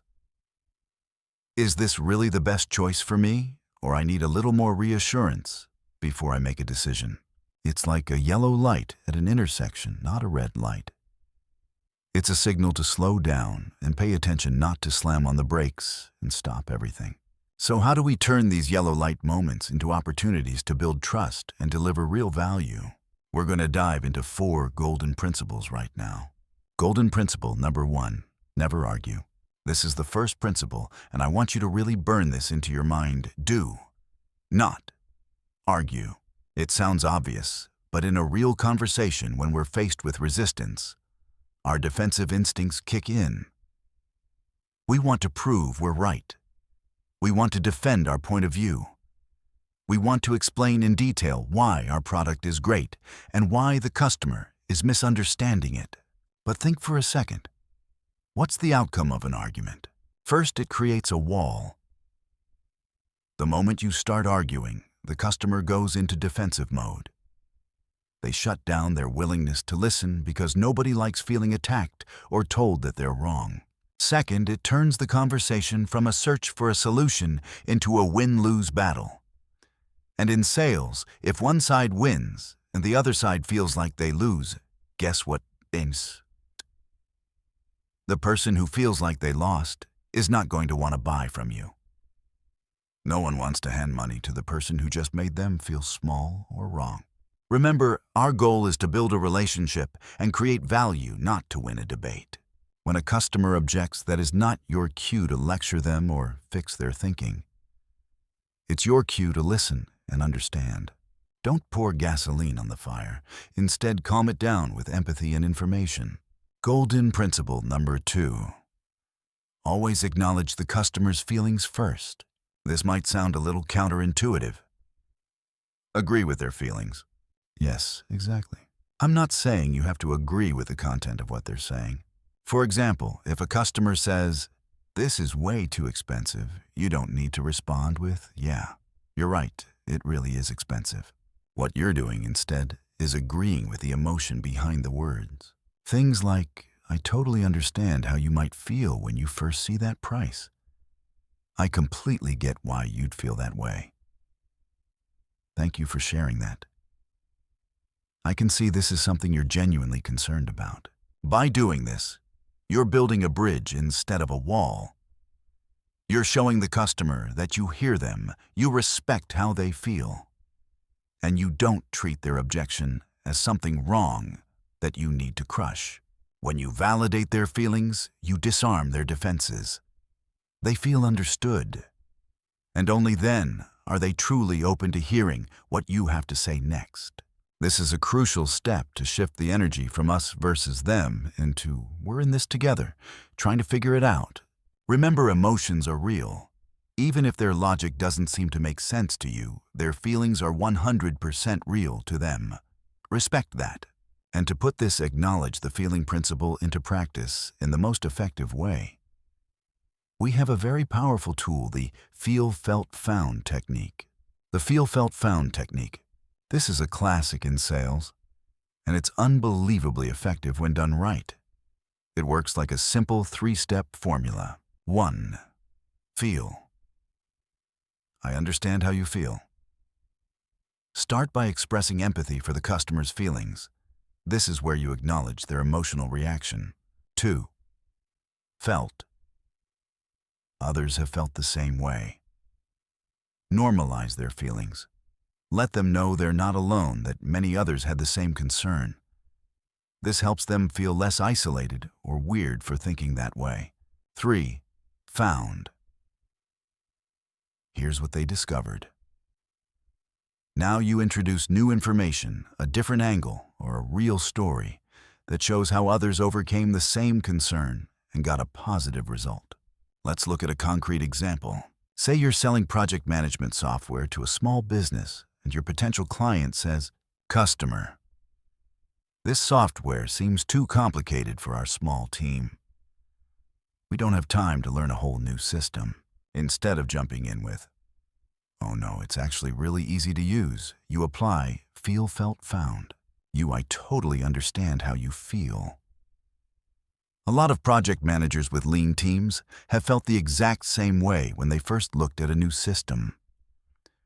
They were worried about the time it would take to train everyone and about unnecessary complexity.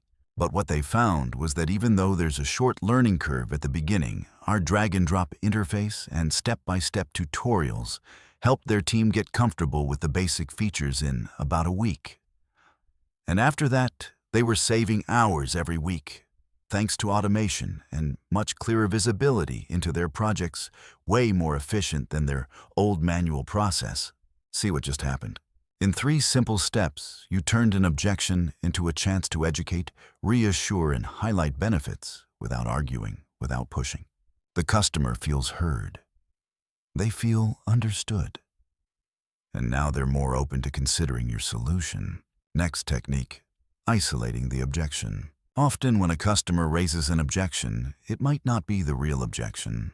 In other words, it might not be the deepest reason they're hesitating. Sometimes it's just the easiest excuse to say out loud while the real issue is something else. Entirely a lack of trust, fear of change, fear of making a mistake, or even a personal factor they're hesitant to share. The goal of isolating the objection is to dig deeper and uncover the core issue. Once you know what the real concern is, you can address it effectively. You can use questions like, "Aside from the price, is there anything else you're unsure about?" If the concern about initial objection didn't exist, would you feel comfortable moving forward with this solution? If we were able to fully address your concern about initial objection, would you be ready to take the next step? Think of it like peeling an onion. Each layer you peel back is a surface-level objection. Your job is to gently peel layer after layer until you get to the core, the real emotional or practical barrier. For example, "Customer, I think this product is too expensive." I completely understand. A lot of people feel that way at first. Besides the price, is there anything else you're unsure about? If the customer says no, it's really just the price, then, you need to focus on value ROI or payment options. But if they say, "Well, I'm also not sure if it will really solve my problem," that tells you the real issue isn't price. It's doubt about effectiveness. That's what you need to address. This technique keeps you from wasting time fixing the wrong problem and helps you focus on what truly matters. Advanced technique. Turn the objection into a question. This is a more advanced move that helps you uncover the deepest layers behind an objection. Turn the objection into a question. Instead of treating the objection as a final verdict, treat it as a question the customer is asking indirectly. Your job is to turn that indirect question into a direct, open question so they can clarify their own thinking. When you do this, You don't just learn the real reason behind the objection.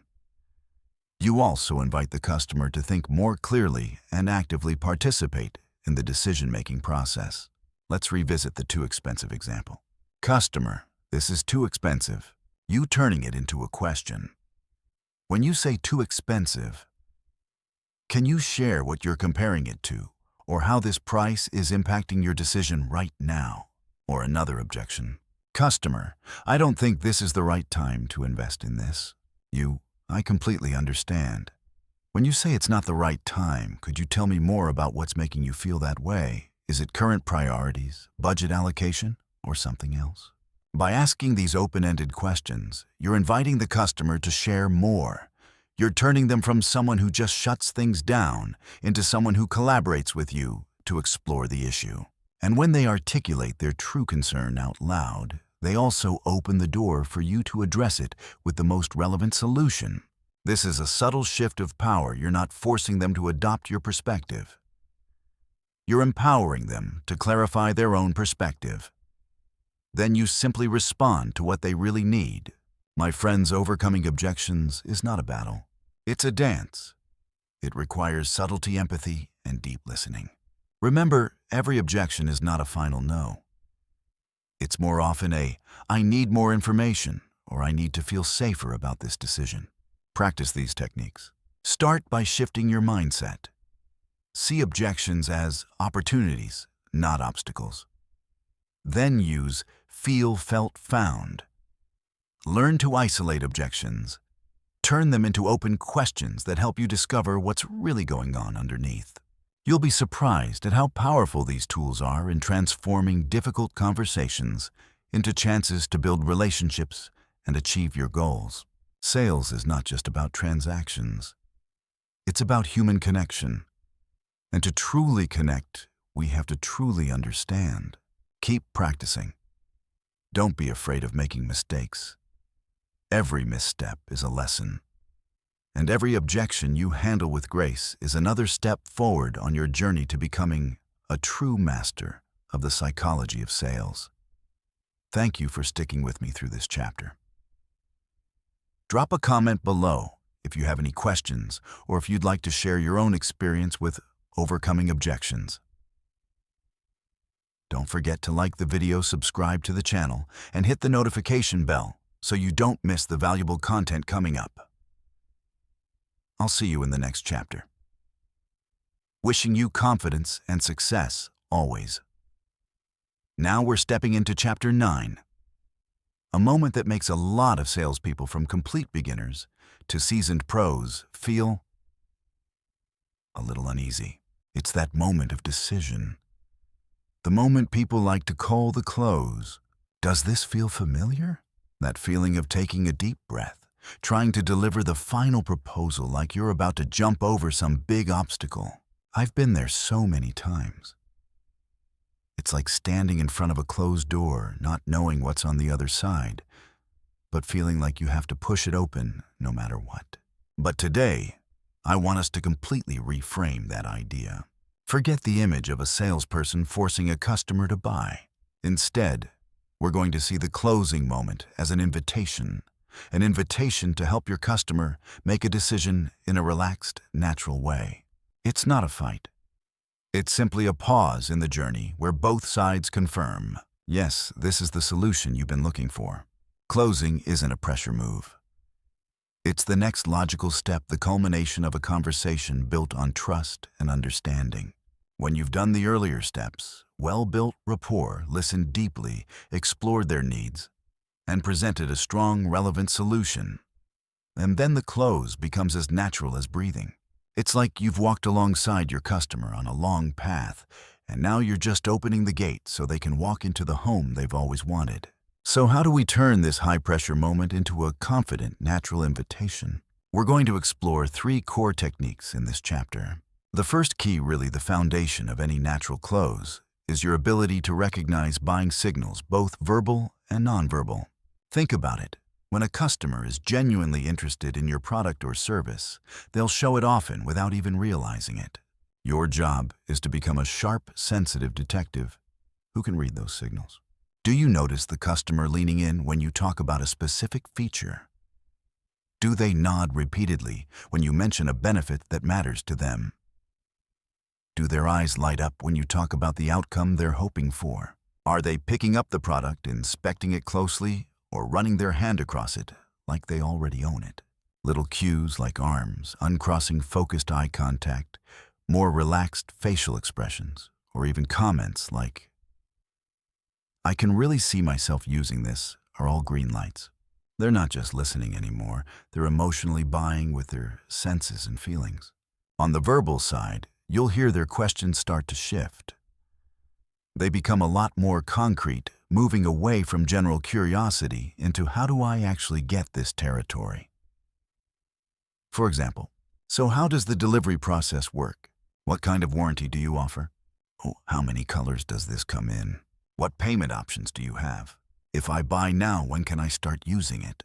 Or even test questions like, if I bought 5 of these, would there be a better price? I can see this helping a lot with my work. When you hear questions like these, celebrate quietly. They're no longer asking, "What is this?" They're asking, "How do I make this mine?" They're already imagining themselves owning and using your product. That's when you know it's time to gently guide them into a decision. Once you've picked up on these green light signals, it's time for our first technique, a very effective and surprisingly natural one, the assumptive close. It sounds a bit manipulative, right? But it doesn't have to be at all. This technique is based on a simple psychological principle. When the customer has already shown clear interest and you genuinely believe your product or service truly solves their problem, then assuming they're ready to move forward is completely reasonable. You're not tricking them. You're showing confidence in your solution and in their ability to choose what's right for them.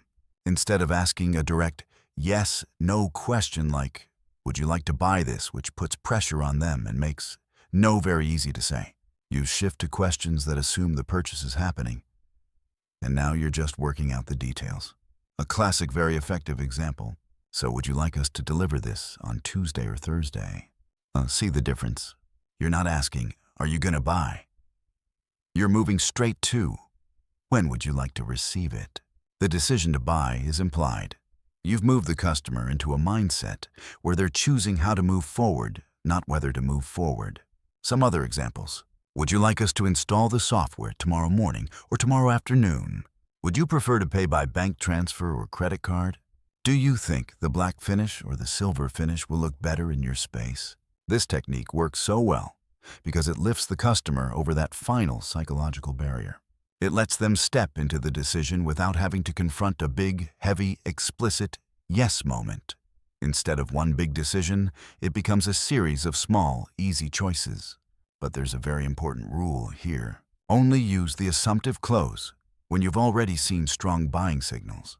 If you use it too early when they're still unsure, it can backfire and make them feel pushed or pressured. Timing is everything.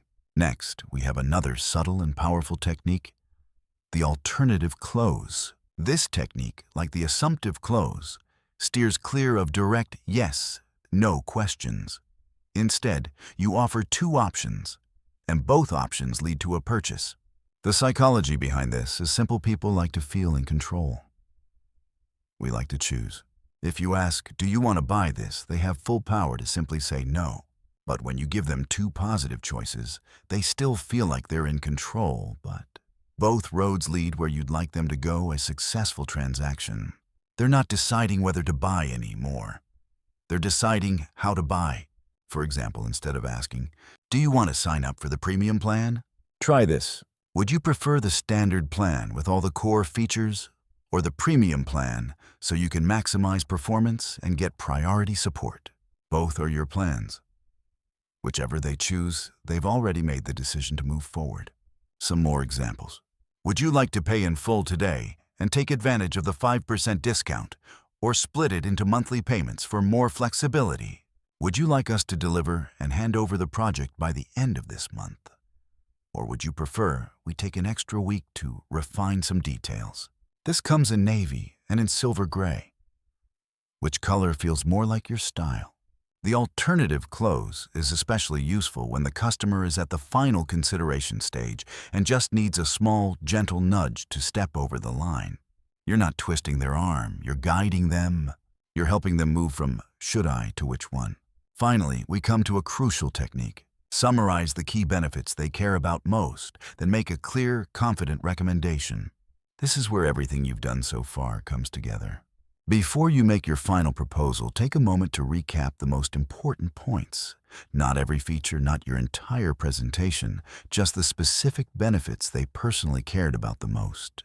These should tie directly to the needs, problems, and desires they shared with you earlier. For example, let's say your customer is a small business owner who's constantly stressed about time management. You might say, all right, so just to recap, with this project management software, you're no longer going to have to stress about who's doing what or where things stand. You'll be able to save at least 10 hours a week. Your team will stay more focused on the important tasks, and overall productivity is going to go up. Most importantly, you'll finally get back those precious hours to spend with your family or to focus on bigger strategic ideas for your business. See what I did there? I didn't repeat every feature. I highlighted the core benefits, saving time, increasing productivity, and most importantly, giving them back quality time for what really matters. Those are the things they cared about. After that short, benefit-focused recap, you then make your proposal clearly and confidently. No mumbling, no apologizing, no awkward circling around it. With all of that in mind, I truly believe this is the solution you've been looking for. Are you ready to get started? Or if you feel they're almost fully on board already, I'm confident this will bring a lot of value to you and your business. Would you like us to go ahead and take the next steps now? This isn't arrogance. It's confidence rooted in genuine belief, belief in your product, and belief in the value it will create for the customer. When you believe in what you're offering, the customer can feel it. Your closing line no longer sounds like you're begging for a sale. It sounds like what it really is, a professional, sincere invitation to take action on something that will help them. My friends, the journey from discovering a need to finally making a buying decision is a dance of trust and understanding. Closing is not a knockout punch. It's a firm handshake. It's a congratulations, this is the right move for you. Remember, our goal is not to make a sale at any cost. Our goal is to help the customer decide to invest in a solution that truly brings them value. When you stay focused on serving and creating real outcomes, the close shows up on its own, naturally, gently, like a simple invitation instead of a high-pressure moment. Start practicing these techniques. Begin by paying close attention to small signals, body language, tone of voice, the kind of questions they ask. You'll notice that as your mindset shifts, the entire sales process becomes more meaningful and honestly, a lot more enjoyable. Thank you so much for listening.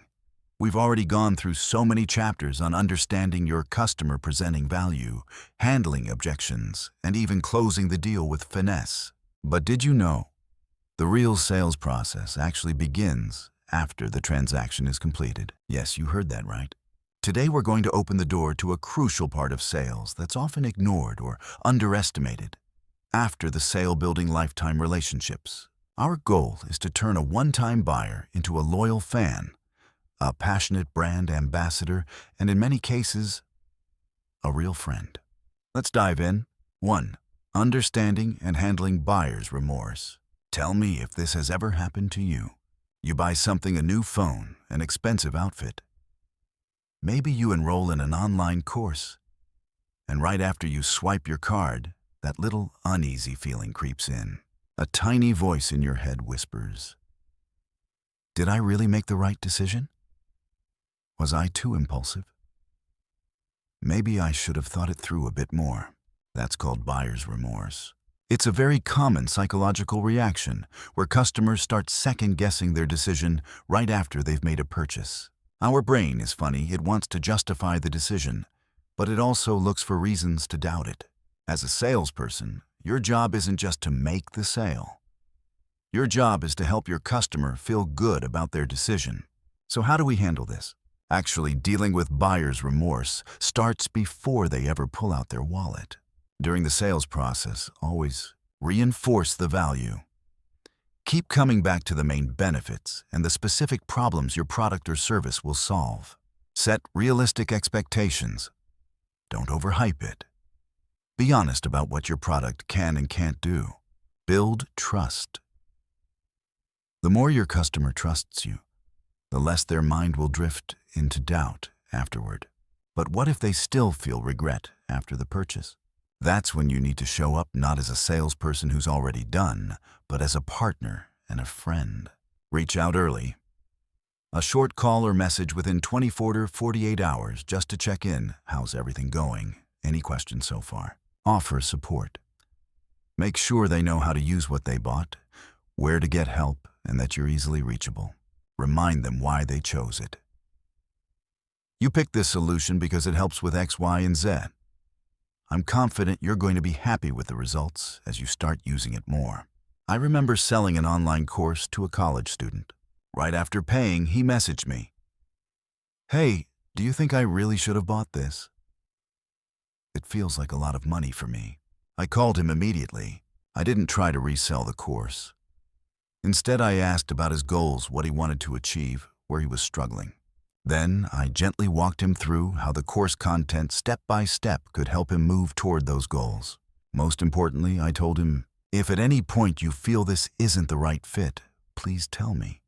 My goal isn't just to sell you a course. It's to make sure you actually get results. That honesty calmed him down. He stuck with it, became one of the best performing students in the program, and later referred a bunch of his friends to me. Never forget your work doesn't end when the money hits your account. That's actually where it begins. 2. Creating a personal unexpected thank you moment. How many times have you received a generic automated thank you for your purchase email? A lot, right? And how many times did you genuinely feel appreciated from those messages? Probably not often. In today's digital automated world, a personal and unexpected thank you can have a huge impact. It's not just polite, it plants the seeds of loyalty, belonging, and genuine connection. So how do you create a different kind of thank you? Handwritten note. It sounds old school, but a handwritten card with a short, sincere message, their name, and your signature is incredibly powerful. It shows you took time and care. Small, meaningful gift. It doesn't have to be expensive. Just something thoughtful related to what they bought or to their interests. If they bought a book, send a unique bookmark. If they bought coffee gear, include a small bag of beans from a local roaster. Personal video message. With today's tech, it's easy to record a 20 to 30-second video. Hey, name. This is your name. I just wanted to personally thank you for choosing product service. I really appreciate your trust, and I'm excited to see how this helps you with specific goal they mentioned. Reflective thank you. In your thank you message, repeat back the reason they bought. Thank you for choosing our air purifier. I know clean air at home was really important for your family, and I truly believe this will make your space healthier and more comfortable. I once had a client who bought one of my products, and after the purchase, I mailed him a handwritten note along with a small pack of herbal tea I knew he liked. He was so surprised that he posted it on social media, tagged me, and wrote about how thoughtful it felt. That tiny gesture turned a simple transaction into a story. And that customer became a genuine fan and advocate. Ask yourself, what would truly surprise them and make them feel appreciated? That's your key. 3. Proactively checking in on their experience. This next step is not about calling to push them into another purchase. It's about showing real care. Reaching out to ask how things are going after they've had some time to use your product or service is a powerful relationship-building move. Why bother? You catch problems early. Maybe they're confused about how to use something but are too shy or too busy to reach out. Your call gives them a safe opening to ask for help. You gain valuable feedback. This is first-hand insight into how your product service performs in the real world and how you can improve. You build trust and loyalty. When you take initiative, customers feel important. They see that you care about their results, not just their credit card number. You naturally create future opportunities. Not the main goal, but a happy, supported customer is far more likely to buy from you again later. How should you reach out? Choose the right timing. Not so early that they haven't even tried it yet, and not so late that issues have piled up. Depending on what you sold, it might be a week, a month, or a few months after. Keep the message simple and genuine. Hi. Name. This is your name from company. I just wanted to check in and see how things have been going with product service. Has everything been working the way you expected? Any questions or suggestions at all? Listen actively. Whether they're praising or complaining, really listen. Don't interrupt. Don't rush to defend yourself. Act on what you hear. If there's an issue, fix it. If they have a suggestion, note it and seriously consider it. Then follow up and let them know what you did with their feedback. You're not just a seller anymore, you're a partner. Selling them the seed was only step one. Now you're watering, tending, and helping that relationship grow. Customer relationships are like plants. They don't thrive just because you bought them. They thrive because you take care of them. 4. Turning happy customers into brand ambassadors. This is the pinnacle of post-sale relationship building. Turning a satisfied customer into a true fan and eventually into a brand ambassador. A brand ambassador is someone who voluntarily talks about you, recommends you, and shares their positive experience with their own network. And that kind of word of mouth is worth far more than any paid advertising. So how do we do this in a genuine way? Pick the right moment. Only ask for referrals or testimonials when they've clearly experienced the value and expressed real satisfaction. Don't rush it. Ask in a human, heartfelt way. Don't make it feel like a script or a transaction. For example, "Hey, name. I'm really happy to hear you've had such a great experience with product service. If you know anyone else who's struggling with problem your product solves, I'd be incredibly grateful if you'd introduce us. Your recommendation means a lot to us." Or, if you'd be open to sharing your story with your friends or even posting a quick note about your experience. It would really help us reach more people who need this. Make it easy to refer. Give them a short message template they can send to their friends. If you have a referral program, explain clearly how it benefits both them and the person they refer. Ask if they'd be willing to leave a short review on your website or social media. Respect and reward their trust. When someone sends you a referral treat, that referred person like gold. Deliver your absolute best. And don't forget to thank the person who referred them, maybe with a personal message, a small gift, or a special perk. A referral from a happy customer doesn't just bring in revenue. It brings credibility. It's proof, real human proof, that what you offer works. My friends, we've just explored some of the deeper secrets behind building lifetime relationships with your customers. Remember, sales is not a finish line. It's the starting point of a journey. A journey built on trust, genuine care, and the real value you deliver.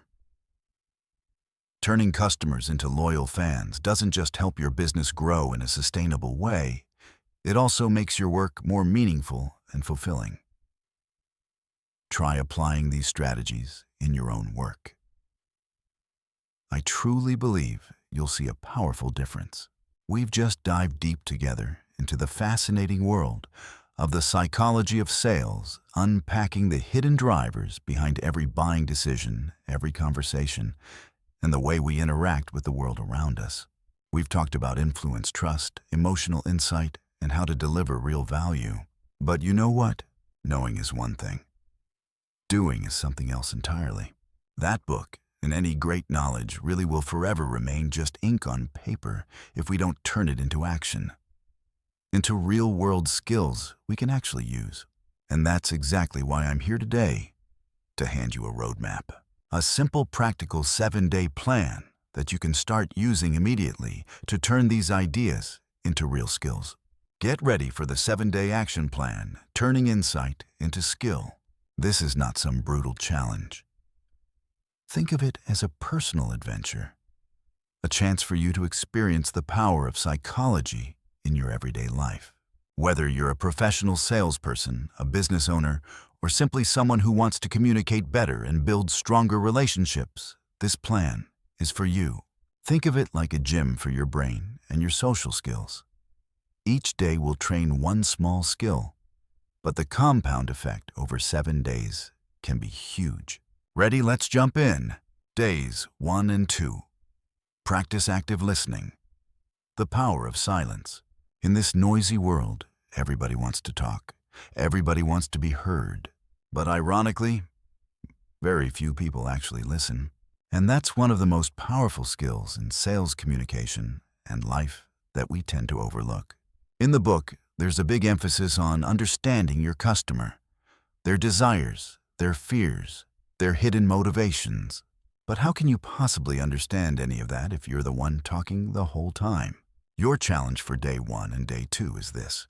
In every conversation, whether it's with coworkers, friends, family, or customers, try to talk less and ask more questions. Specific goal. Aim to talk about 30% less than you normally would. Anytime you feel the urge to interrupt or share your opinion, take a breath, silently count to 3, and go back to listening instead. How to do it? Ask open-ended questions.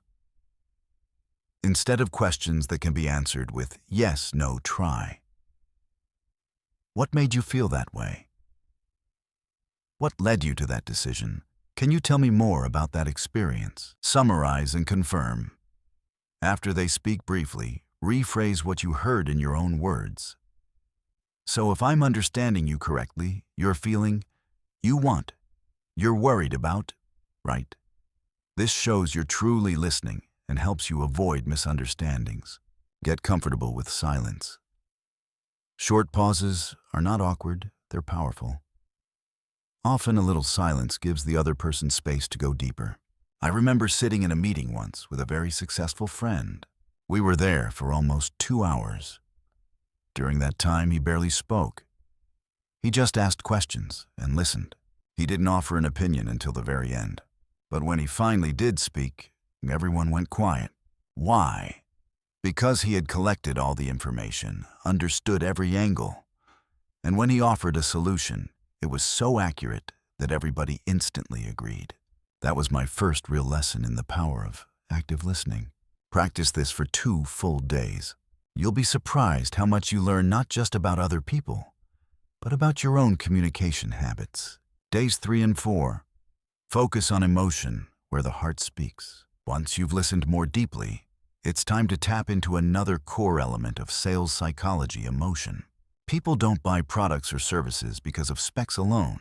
They buy because of how those things make them feel safe, confident, free, proud, happy, relaxed, in control.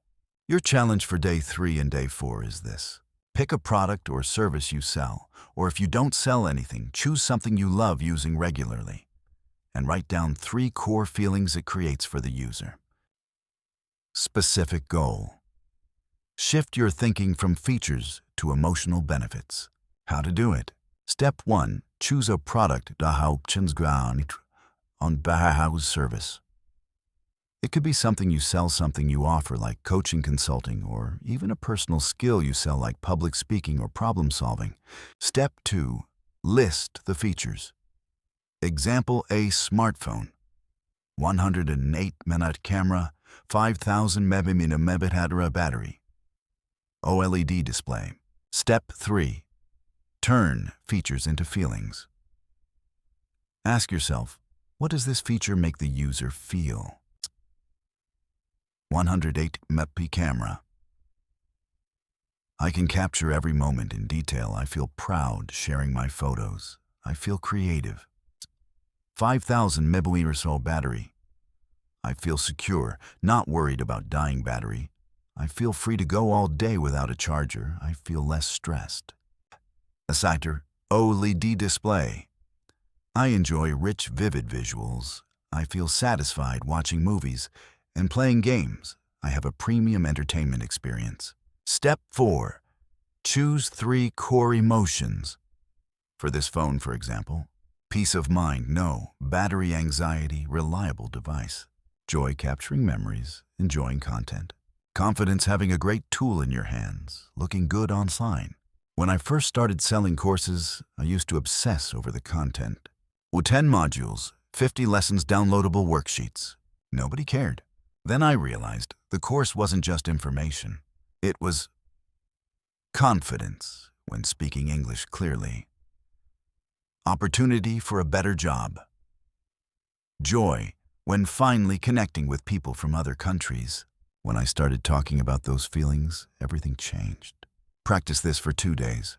You'll start to see the world through a different lens, one where everything is tied back to emotion and the human heart. Day 5. Tell a success story. The power of a living example. We humans are storytelling creatures. Since ancient times, we've passed down wisdom warnings and experience through stories, not charts or bullet points. A customer success story isn't just a testimonial. It's living proof. It makes abstract value concrete, relatable, and believable. Your challenge for day 5 is this. Tell at least one success story, either from a customer of yours or from your own experience with a product or service to a coworker, friend, or potential client. Specific goal: learn how to use storytelling to illustrate value and build trust. How to do it. Step 1. Pick a story.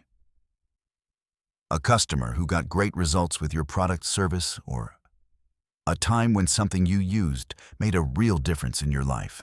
Step 2. Structure the story. The starting point. What problem or struggle were they or you facing? Set the scene. Create empathy. The solution. How did they discover and start using your product, our service? The transformation. How did things change afterward? What results did they get practically and emotionally? Step 3. Tell it naturally. You're not pitching, you're sharing a real human experience. Use simple, vivid language. Example. I had a friend, let's call him David, who used to struggle with managing his personal finances. By the end of every month, he was broke and stressed. I suggested he try this budgeting app I use.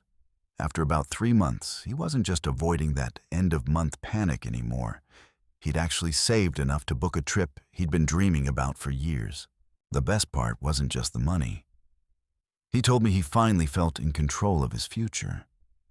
That feeling changed everything for him.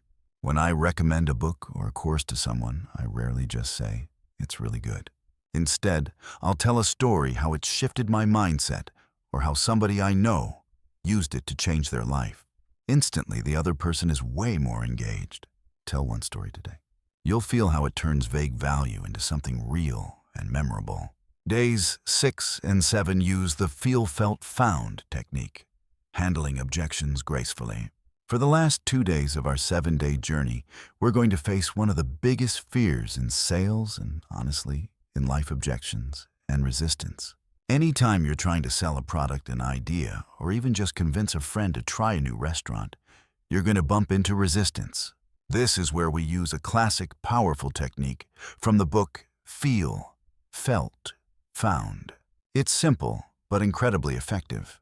It lets you acknowledge the other person's feelings, normalize their concern, and then gently offer a new perspective. Your challenge for day 6 and day 7 is this. Anytime you encounter hesitation, resistance, or a no in your conversations, try responding with feel, felt, found. Specific goal. Handle objections with empathy and logic, turning doubt into understanding. How to do it. Step 1. Feel I understand how you feel. This is where you validate their emotion. I totally understand your concern about the price. I get why you'd feel nervous about changing something that's already working. I know how uncomfortable it can feel to try something new. Step 2. Felt others have felt the same way, or I've felt the same way myself. This lets them know they're not alone. A lot of our clients felt exactly the way you do at first. Honestly, I felt the same way when I first heard about this. Step 3. Found. But what they found was, or what I discovered was, now you introduce new information, a benefit or a success outcome. But what they found was that once they got started, it actually saved them way more time and money than they expected. What I discovered was that the initial effort was small compared to how much easier my life became afterward. Real-life examples. Situation. Your friend doesn't want to try a new restaurant because they're worried the food might be bad. I totally understand how you feel. No one wants to waste a night out on bad food. I actually felt the same way the first time I heard about this place because I hadn't seen many reviews. But what I found was that the food was genuinely unique. The flavors were amazing, and the atmosphere was super cozy. It turned out to be one of my favorite spots. Found. Situation A customer says, "This is a bit too expensive for my budget." I completely understand how you feel. Budget is a very real concern. Many of our clients actually felt the same way when they first saw the price. But what they found after using it for a while is that the value they got, saving time, reducing mistakes, and increasing results, more than paid for the initial cost. In the long run, it actually ended up saving them money. I've used this technique not just in sales, but in my personal life too, from convincing my wife to try a new kind of coffee, to helping friends overcome their fear of switching careers. It's not a trick. It's a compassionate way of communicating I hear you. Others have been where you are. Here's what they discovered. Use Feel Felt Found over these last 2 days. You'll see that it doesn't just work in sales, it works in all kinds of relationships. It helps you move through resistance without fighting, and that's incredibly powerful. And that's your 7-day action plan, turning knowledge into skill. You can see the flow. We moved from deep listening to understanding emotion, to telling powerful stories, and finally to handling resistance with grace. Each daily exercise is rooted in the psychological principles we've been studying. Don't pressure yourself to be perfect right away. The goal isn't to become a sales master in 7 days. The goal is to start, to experiment, to transform theory from the page into real-life experience, into skills that gradually sink into your subconscious and become part of who you are. Challenge yourself. Take notes each day. Did you listen better today? Did you notice the emotions behind products or decisions? Did your story land with more impact? Did Feel Felt Found help you handle a tough moment? A journey of 1,000 miles starts with a single step. These 7 days are your first solid steps, not just toward knowing sales psychology, but toward truly owning it. If you found this plan helpful, feel free to share it with friends or colleagues. And let me know, what did you try? What worked for you? What shifted in the way you communicate and sell? We've just gone on a pretty fascinating journey together, diving deep into the captivating world of sales psychology through the psychology of salesmanship. For me personally, this book didn't just change the way I look at selling a product or a service. It completely shifted the way I connect with people in everyday life. Before we wrap this conversation up, I want to boil everything down into 3 core ideas, 3 powerful principles you can remember, carry with you, and start applying immediately. These aren't just sales tips. They're life philosophies, new ways of seeing the world that can transform how you interact with people in any situation. Think of them as a mental compass you can use to navigate every conversation and relationship, not just in sales, but in life. Ready? Let's walk through these 3 gems together. Key point, Subverver 1. Selling is helping. Change your mindset. Change the game. This is the very first principle, and probably the foundational one that runs through the entire book. And everything we've talked about selling is at its core an act of helping. Sounds simple, right? But think about it more deeply.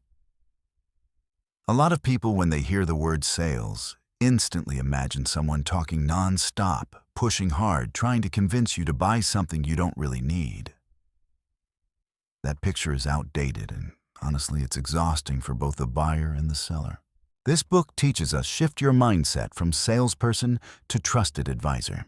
Imagine this: when you have a health issue, who do you want to talk to? Someone behind a counter trying to sell you whatever's on the shelf?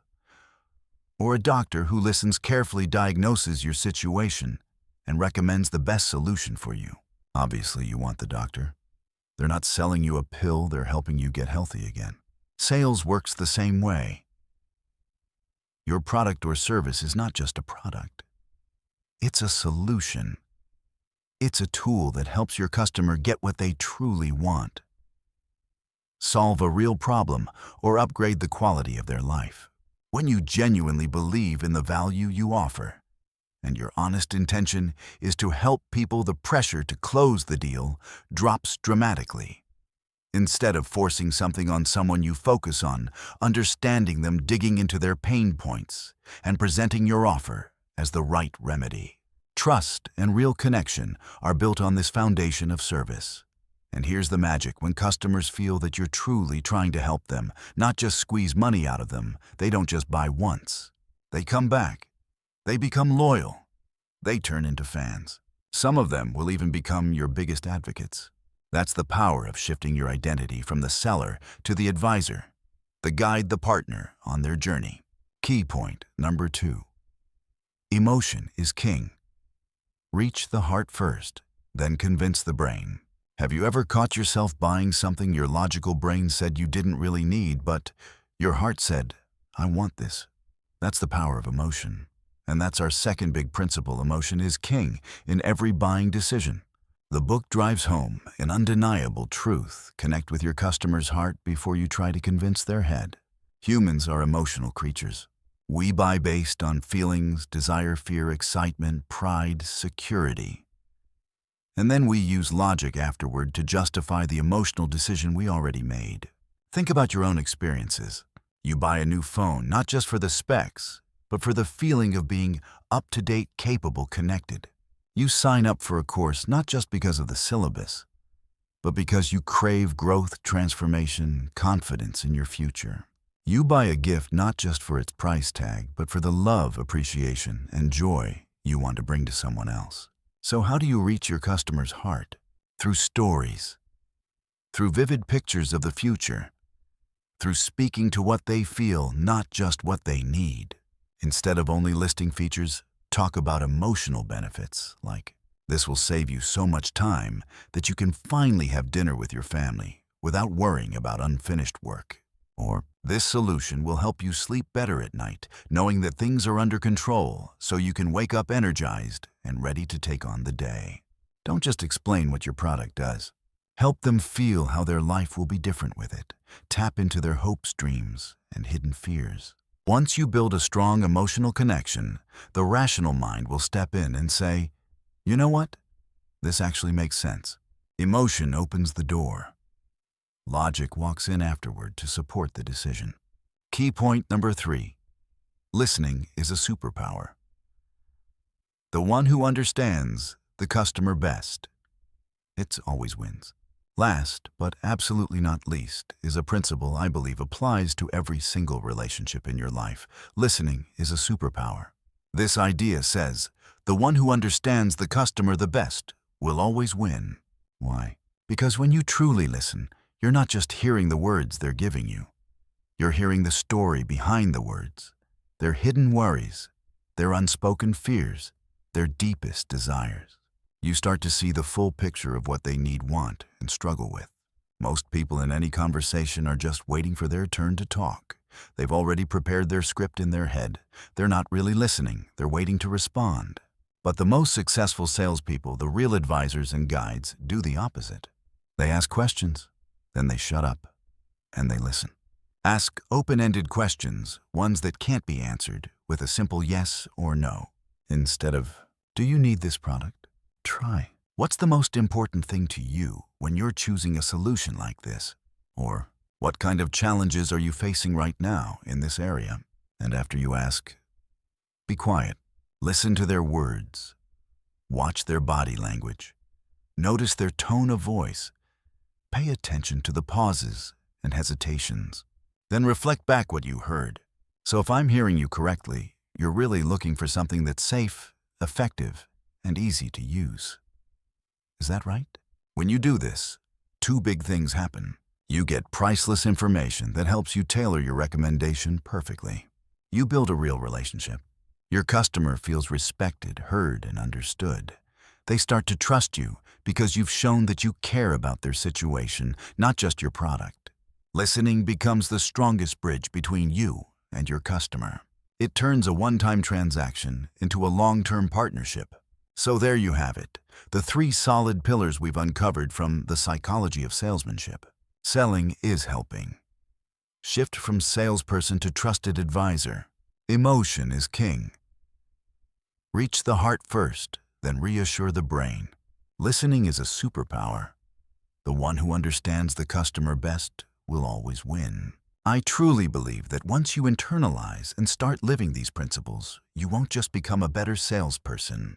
You'll become a better communicator, a more trustworthy friend, and someone who can build deeper, more meaningful relationships in every area of life. Take these ideas with you. Sit with them. And most importantly, try them. Apply them in your daily conversations. Test them in real situations. I think you'll be pleasantly surprised by how much your results and your relationships start to change for the better. We've just traveled a pretty long road together, exploring the intriguing, almost hidden corners inside the psychology of salesmanship, a book that to me isn't just a handbook for salespeople, but a roadmap that helps us understand human psychology in every area of life. I hope the insights, stories, and perspectives we shared in this video have given you something truly useful, or at the very least, sparked a few new thoughts. For me, every time I dive deep into a book like this, it feels like another door opens. And I believe you may be feeling the same way. Now that we've pulled back the curtain on these fascinating psychological principles, I have one question just for you. Of all the psychological principles, strategies, and examples we discussed, which one hit you the hardest? Maybe it was the power of scarcity that made you go, now it makes sense. Or maybe it was the rule of reciprocity that helped you better understand the way you interact with others. Or maybe there was something you've been doing unconsciously in your daily life, without ever realizing that it came from a deep psychological principle. Don't hesitate. Share your thoughts, your experiences, even your personal stories in the comment section below. This isn't just about answering a question. It's a chance for all of us to learn from one another, exchange ideas, and build a community of people who genuinely care about personal development. Who knows, your story might be exactly what inspires someone else. And if you feel that this video brought you real value, maybe a new perspective, a meaningful insight, or even just a few minutes of enjoyable learning, don't forget to hit that like button.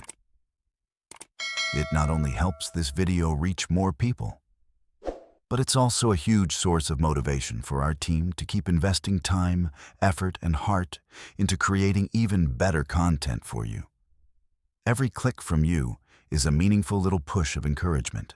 On top of that, if you want to keep exploring deeper ideas, great books, and unique insights about self-growth, applied psychology, and how we can optimize our daily lives, then don't wait, tap subscribe and hit the bell icon. That way you'll never miss any of our upcoming videos, each one crafted with genuine care and the desire to bring real value to you. Oh, and speaking of useful content, if you're especially into topics like psychology and communication, the way we influence and connect with each other, I've got a special recommendation for you.